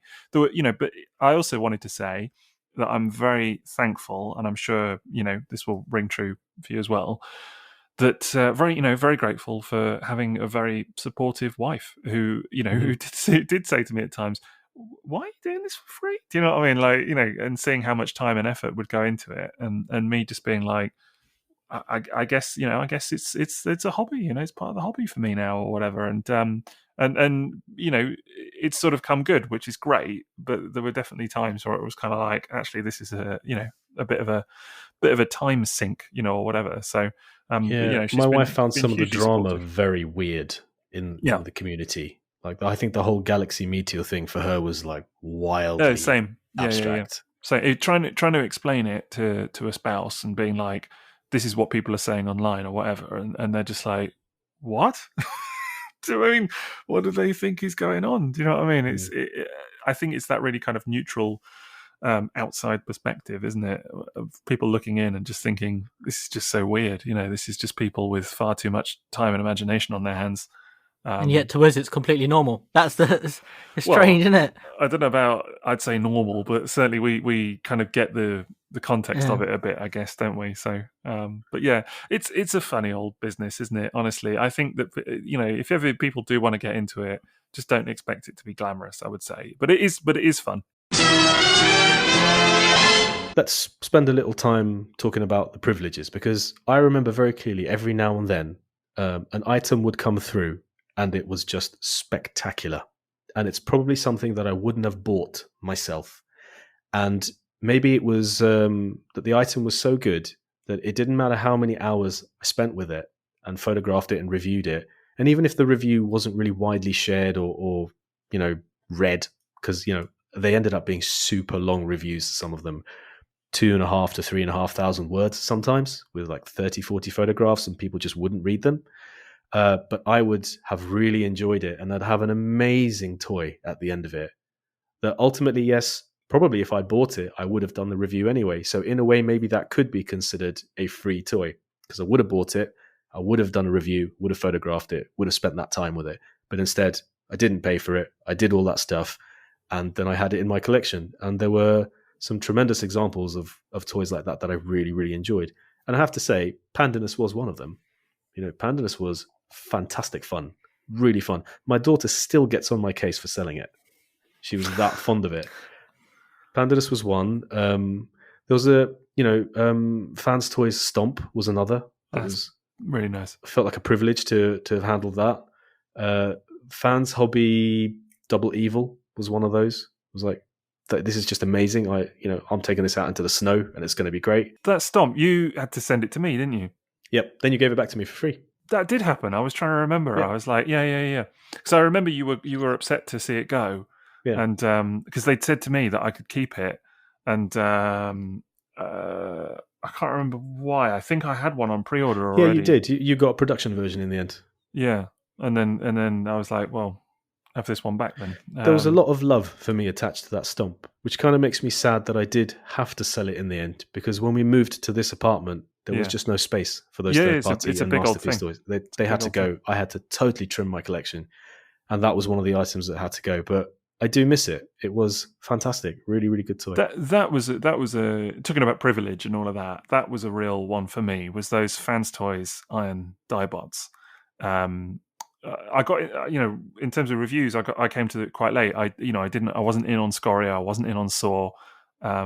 I don't think Sever, actually. I think Stomp was probably the first one. Sever was terrific as well. Sever was really nice. Really great. They're good toys. I think all 5 of them. Yeah, Grinder was superb. Grinder is an amazing toy. Really, really good. And that was, I remember actually getting Grinder and just being like, wow, like that felt like a real privilege. And then I got sent Fans Toys Phoenix, which on my blog is probably the most read review I've done in terms of, thousands, great looking figure, whatever. Yeah, great right. Just so nice. That felt like a real privilege. Yeah. I remember. I think I took it. Was it me that took it to the pub? Yes. Was it me that? I remember it being in the pub, and there was there was probably 15 or 20 of us there. Yeah. And we're sitting on the long table. We were. Yeah. I remember you seeing it. I remember you turning up and me being like, "Look at this," and you just being like, "Holy!" Amazed by it. I was stunned when I got my own one in hand. I was really, really happy with it. Just exceptional. I remember transforming it in the pub, and everybody was just in awe of it. Just the size of it, the presentation of it. They didn't need to get any bigger than that, though, did they? No, that was good enough. Well, so then when Omega came along, it was bring you 2 boxes the size of a house. That was a hard one to review, just to take pictures of. I just remember it made the Poxy Phoenix look small.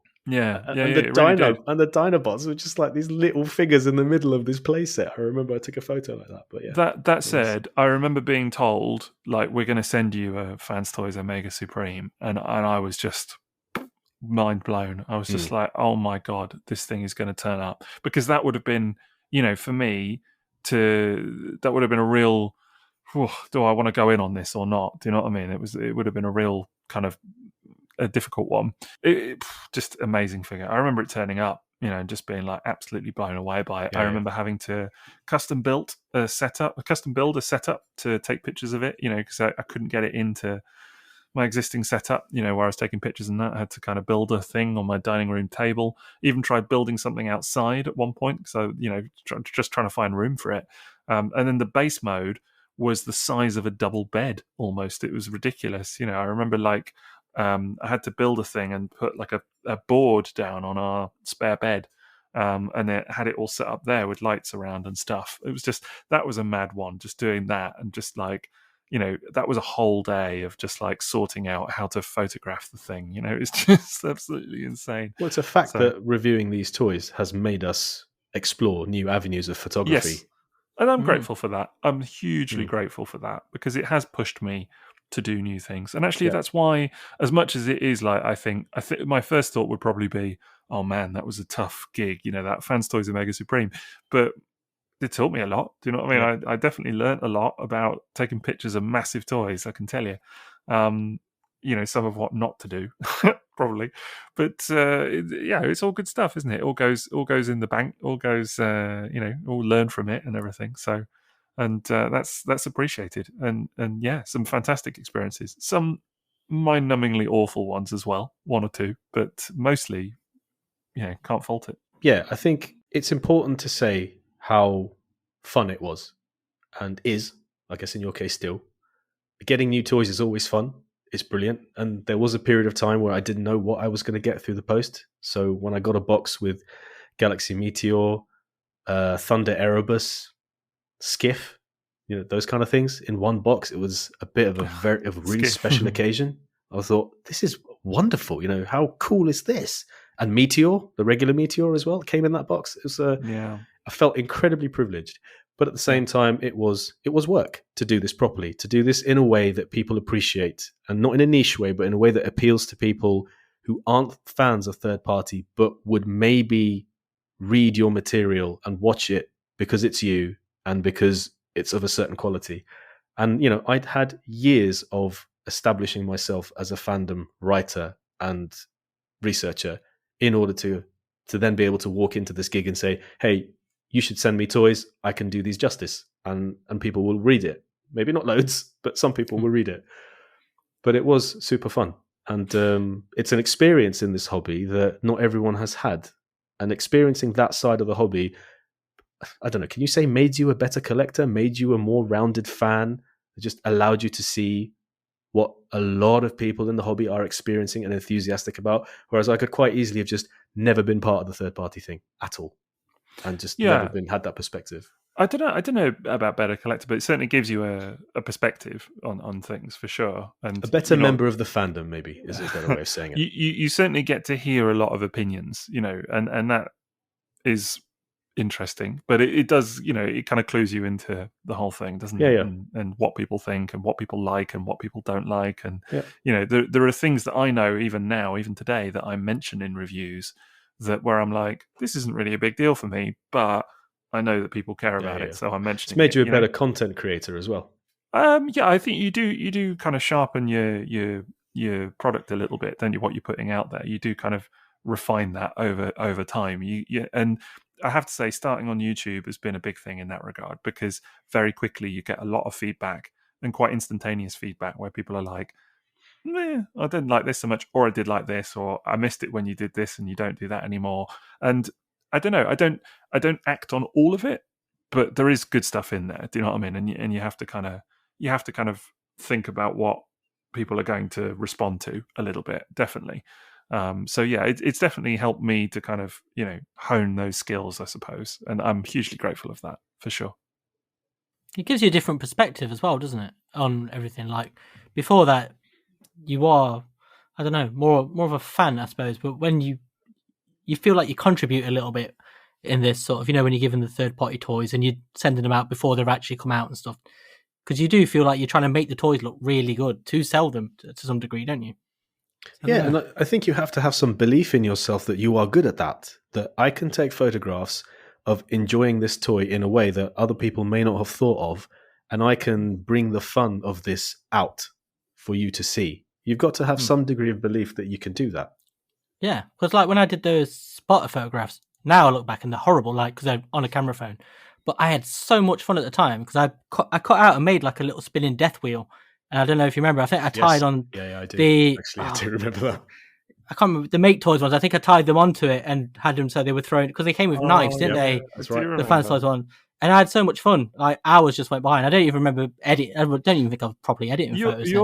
Your photos, man, honestly, are so creative and fun at times. There's definitely been plenty of times, countless times, where I've looked at stuff that you've done, and it's something that I've already reviewed, maybe, or whatever, and then I see a picture that you've taken, and it's just such a kind of inventive, fun, creative way of doing it and presenting it. It's like two figures that you've put together that I hadn't thought of, or a little scene that you've created, or whatever. And there's often a kind of playfulness or a kind of humor to it.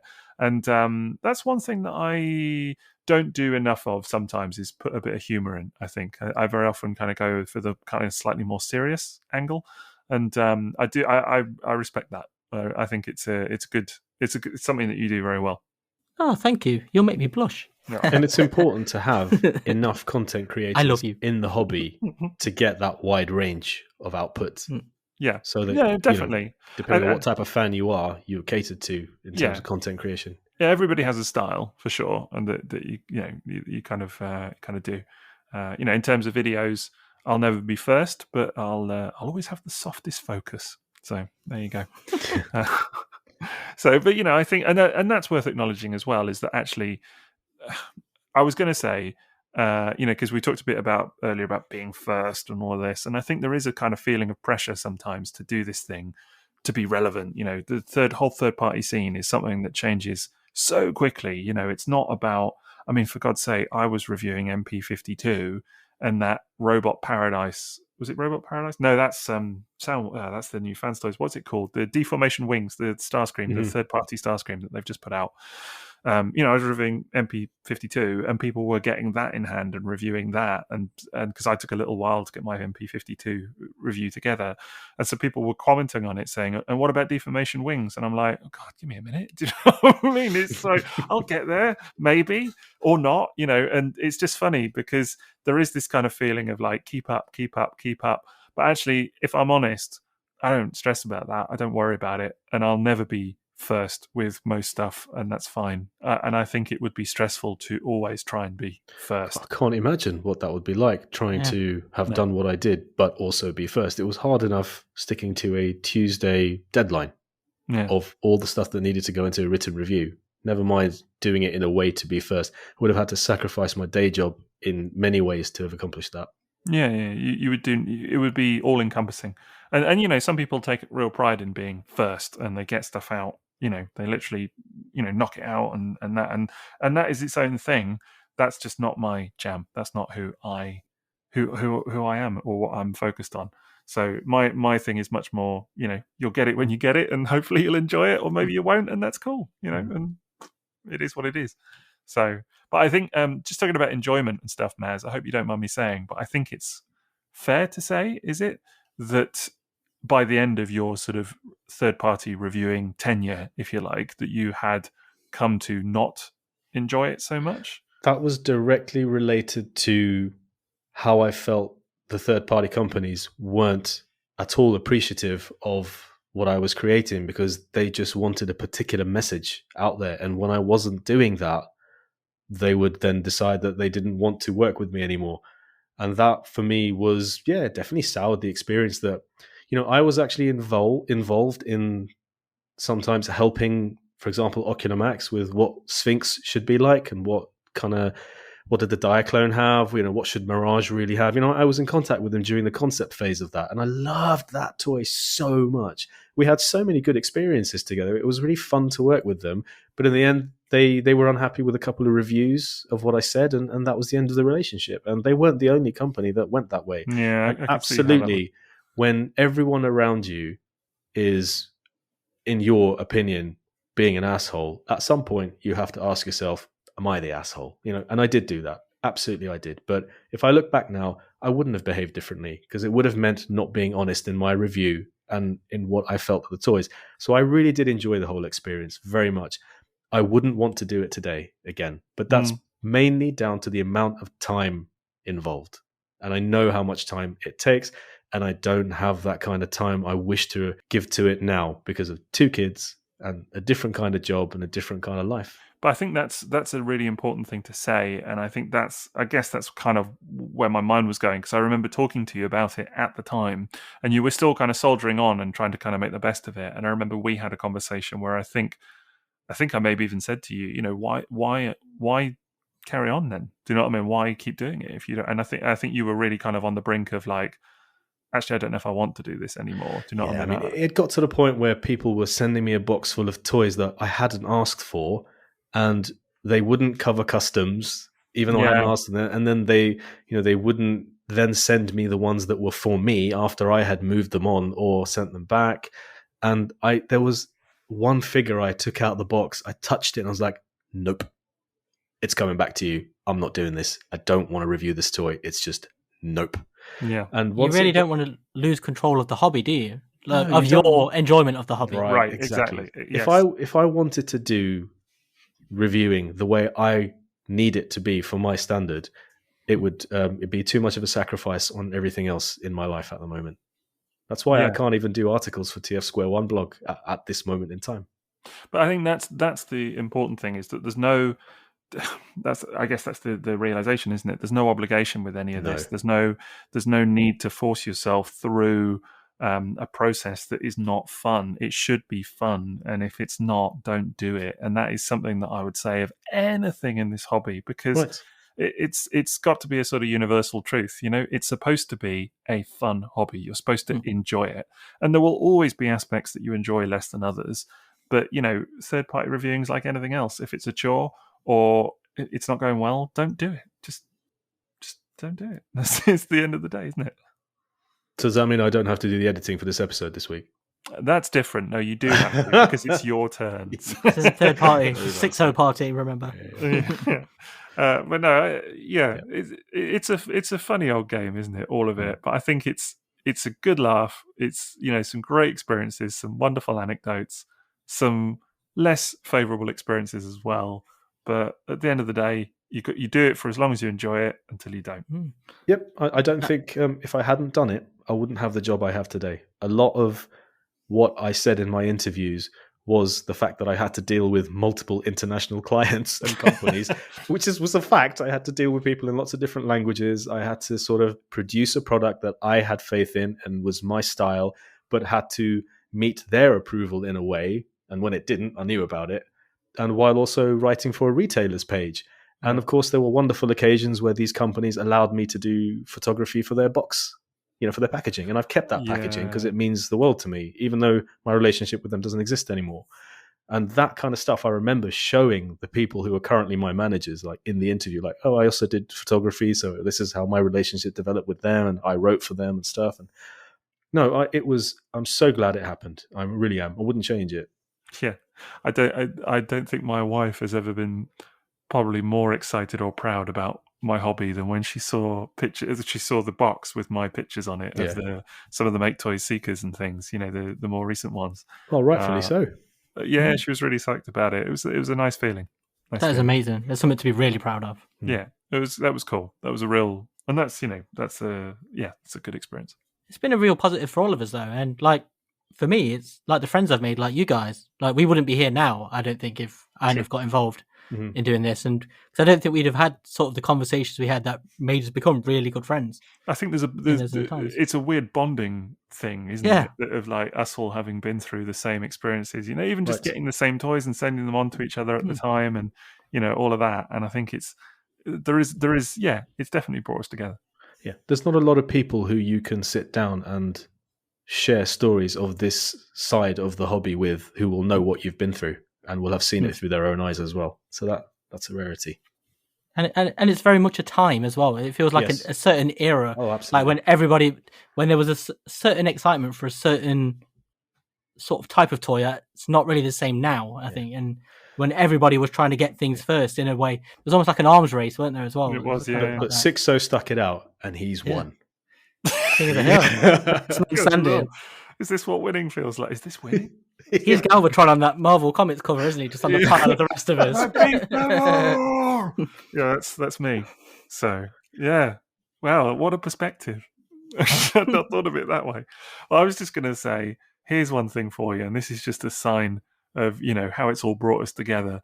There aren't many shared hobbies that you can have where something arrives in the post from one of your fellow reviewers, fellow hobbyists, whatever, and they say to you, oh, by the way, watch out, because I might have left my blood on it. More than one person as well. Oh, man.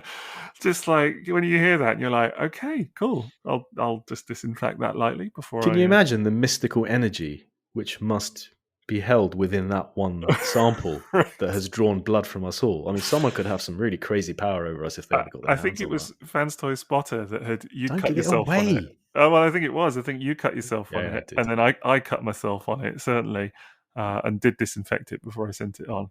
It was so many occasions of just looking at that toy going, why are you like this? That's the one. That's the ultimate. That's the one where everybody that kind of talks about it is like. I remember that with the. Do you remember the Opticlones, the KFC reflector? Yeah. I never had those. They were fun. Oh, that was a wonderful set of toys. But I got it first, took my photos, sent it on, and it went around the houses. And then they said I could keep it, so it came back. But it came back with blood and stuff on it, and I still don't know whose it was to this day. And That wasn't stuff. What's and stuff? and stuff. I'm not a scientist. I got like a little forensic lab to identify Maybe what you the stuff should. was. Get a It's black just like- light on them. Yeah. Or don't. Yeah, maybe so. A lot of cleaning was involved. Honourable mention to Unique Toys Sorder, the Sandstorm that they sent out with no God. instructions. That thing was grim. I mean, that was horrific. Yeah. But I am glad to have experienced it. That was grim. I remember taking that thing on holiday with me to the Lake District, and But it never came back. Well, just lobbed it into a lake. Still in a cave. temptation to throw it off a mountain. Do you know what I mean? But there was one afternoon of briefly trying to figure out how to transform it before I just went, sod this, and just went out for a walk with the fam. Do you know what I mean? So it's like, what am I doing with this thing, honestly? See, it's these kind of shared experiences.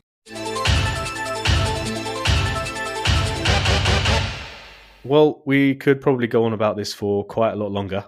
And I still think there's probably scope for doing another quite more general third-party episode in the future.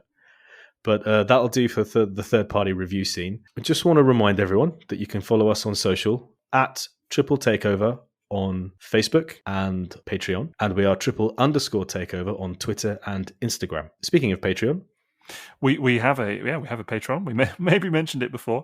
We have 4 glorious tiers. I'm going to keep doing that because I like it. But we have 4 tiers of loveliness. We've got lots of stuff, free minisodes at the top tier. We've got exclusive early access to regular episodes at the second tier. Or you can just sign on at the bottom tier. It's £1 a month, just to say that you love us and that you support us. Literally that, £1 a month, just for keeping us going, keeping the lights on. So you can sign up there. That's at patreon.com /triple takeover. We also have a Redbubble store as well, where you can get all kinds of merch. You can get pencil cases, you can get clocks, you can get wallets, you can get iPhone cases, Samsung cases, you can get mugs, loads of mugs, cool mugs. You can get hats, clothes, t-shirts, jumpers, sweatshirts, all kinds of stuff. Leggings with some really cool designs on there. And that is at redbubble.com /people/triple takeover /explore. So check that out as well. and we would love to give our typical episode shout out to our Sixo's Butlers, the top tier. That's another benefit of the tier that we say thank you. So a big thank you to Nick, Dean Watts, Danny Roberts, Chris C137, Andy, Cannon, Preston, Brian Fox, Chris, Billy Ho, Spiderfather, Adam Shoemaker, Zachary Blader, Matt, Stephen Perkins, Bad Saturday, Justin Masaru, Dave Dalrymple, Snowcrack, Absurd, Geo Kaiser, Yusufa, John Pearl, Cliff Saros, Loxer, Troy Seth, Anthony Karch, and Alec Meir. And one of our tiers also allows the asking of a question that we will answer on the show. And we are picking the question from Matt on dioramas, where he says, "Hey guys, would love to know how you got into creating dioramas for your photography, how you started, and any tips for people looking to give it a try." That's quite an easy one. I've just always done that. It's always been in my photography, and it's just how I played with toys as a kid, just repurposing bits from other bits. And so if you look at all my photos, it's always toys from other places. It's just anything that fits. So like the Starcom crates are fantastic because they're so versatile and they get used in anything. And it's a lot of stuff pilfered from Wilco's and pet shops and anywhere really, anything. I think there's a like a danger sometimes where people think there's just like a one-stop shop for perfect toy scenery, but 99% of it is just stuff cobbled from the most unlikely of sources. Like grass was when I was laying a fake grass lawn outside and I cut a little bit up thinking this would go quite well with some Predacons or Jurassic Park. It's just being creative really. You just use your imagination. Imagination is a big one, actually. A lot of my ideas came from watching sci-fi and just watching movies and cartoons. I mean, you're talking about crates from Starcom. Those crates where the Diaclone powered suits come in, I've repurposed those so many times. Yeah, I have as so many scenery, of them. buildings, all that kind of stuff. And for me, it started because I realized that my photos needed to be more creative to stand out. I couldn't just do the solid backgrounds. I had to start putting other things in there. And repurposing toys, like so many Transformers and Diaclone related toys, you just stand them upright in vehicle mode and they look like futuristic towers. And then you could just like build and fill the background. You certainly got your money's worth out of that Wei Jiang trailer, didn't you? And I still have it. Yeah. Stand it up, upside down, half open, half closed, trailer mode, base mode, everything. I've tried everything with it. And it's the gift that keeps on giving. No, it always looks good. So It's the same for me, really. I mean, I've got some purposeful, like proper diorama bits, so like some of the road pieces and things that I have are actual diorama bits that I purchase from a shop that makes little very often like hobby stuff, so whether it's wargaming and that kind of thing, so there's often stuff just about finding it in the right scale sometimes. But then as Liam said, it's not, I wouldn't limit yourself to that, because there's actually tons of stuff. I mean, I've got some fake plants, I've got rocks from my garden, sort of blue slate rocks and that I use. I do have some fake rocks as well, some like proper model like train rocks, sort of railway train type scenery rocks. I've got bits of, as you said, fake grass from Wilco, loads of stuff, buildings, some of which is again intended for kind of toy scenery. Some those shipping crates I love. The shipping crates really cool. You have, those are so good. I need Especially to use the them bright more. pink one in that recent photo you posted. I think it was of the repainted tidal wave or something up in the corner. They're lovely. Those, I really like them. So, it's just kind of stuff that you amass, and I think it is just a question of just get going with it. Just what have you got already in the house now that you could use creatively, and then start to explore. But it does, the one thing I'd say, and Liam would I know agree with me on this because we've talked about it many times, the only thing with it is that it becomes a bit like not addictive, but you end up spending far too much time trying to source different stuff and just looking at the most crazy of avenues online, just trying to think about, where could I get something that looks like this.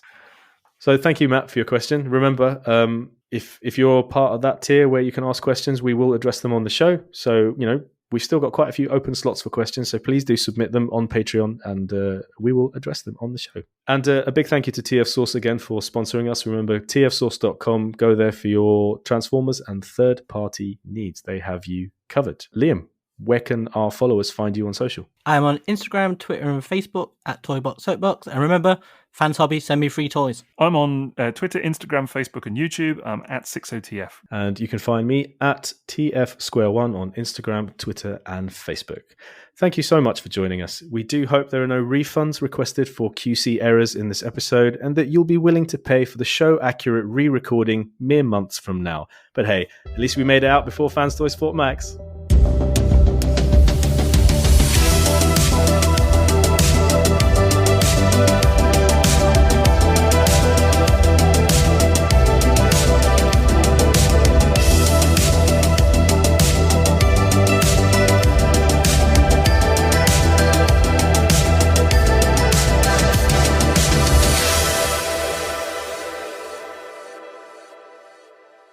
Free toys. I beat them all. Free toys.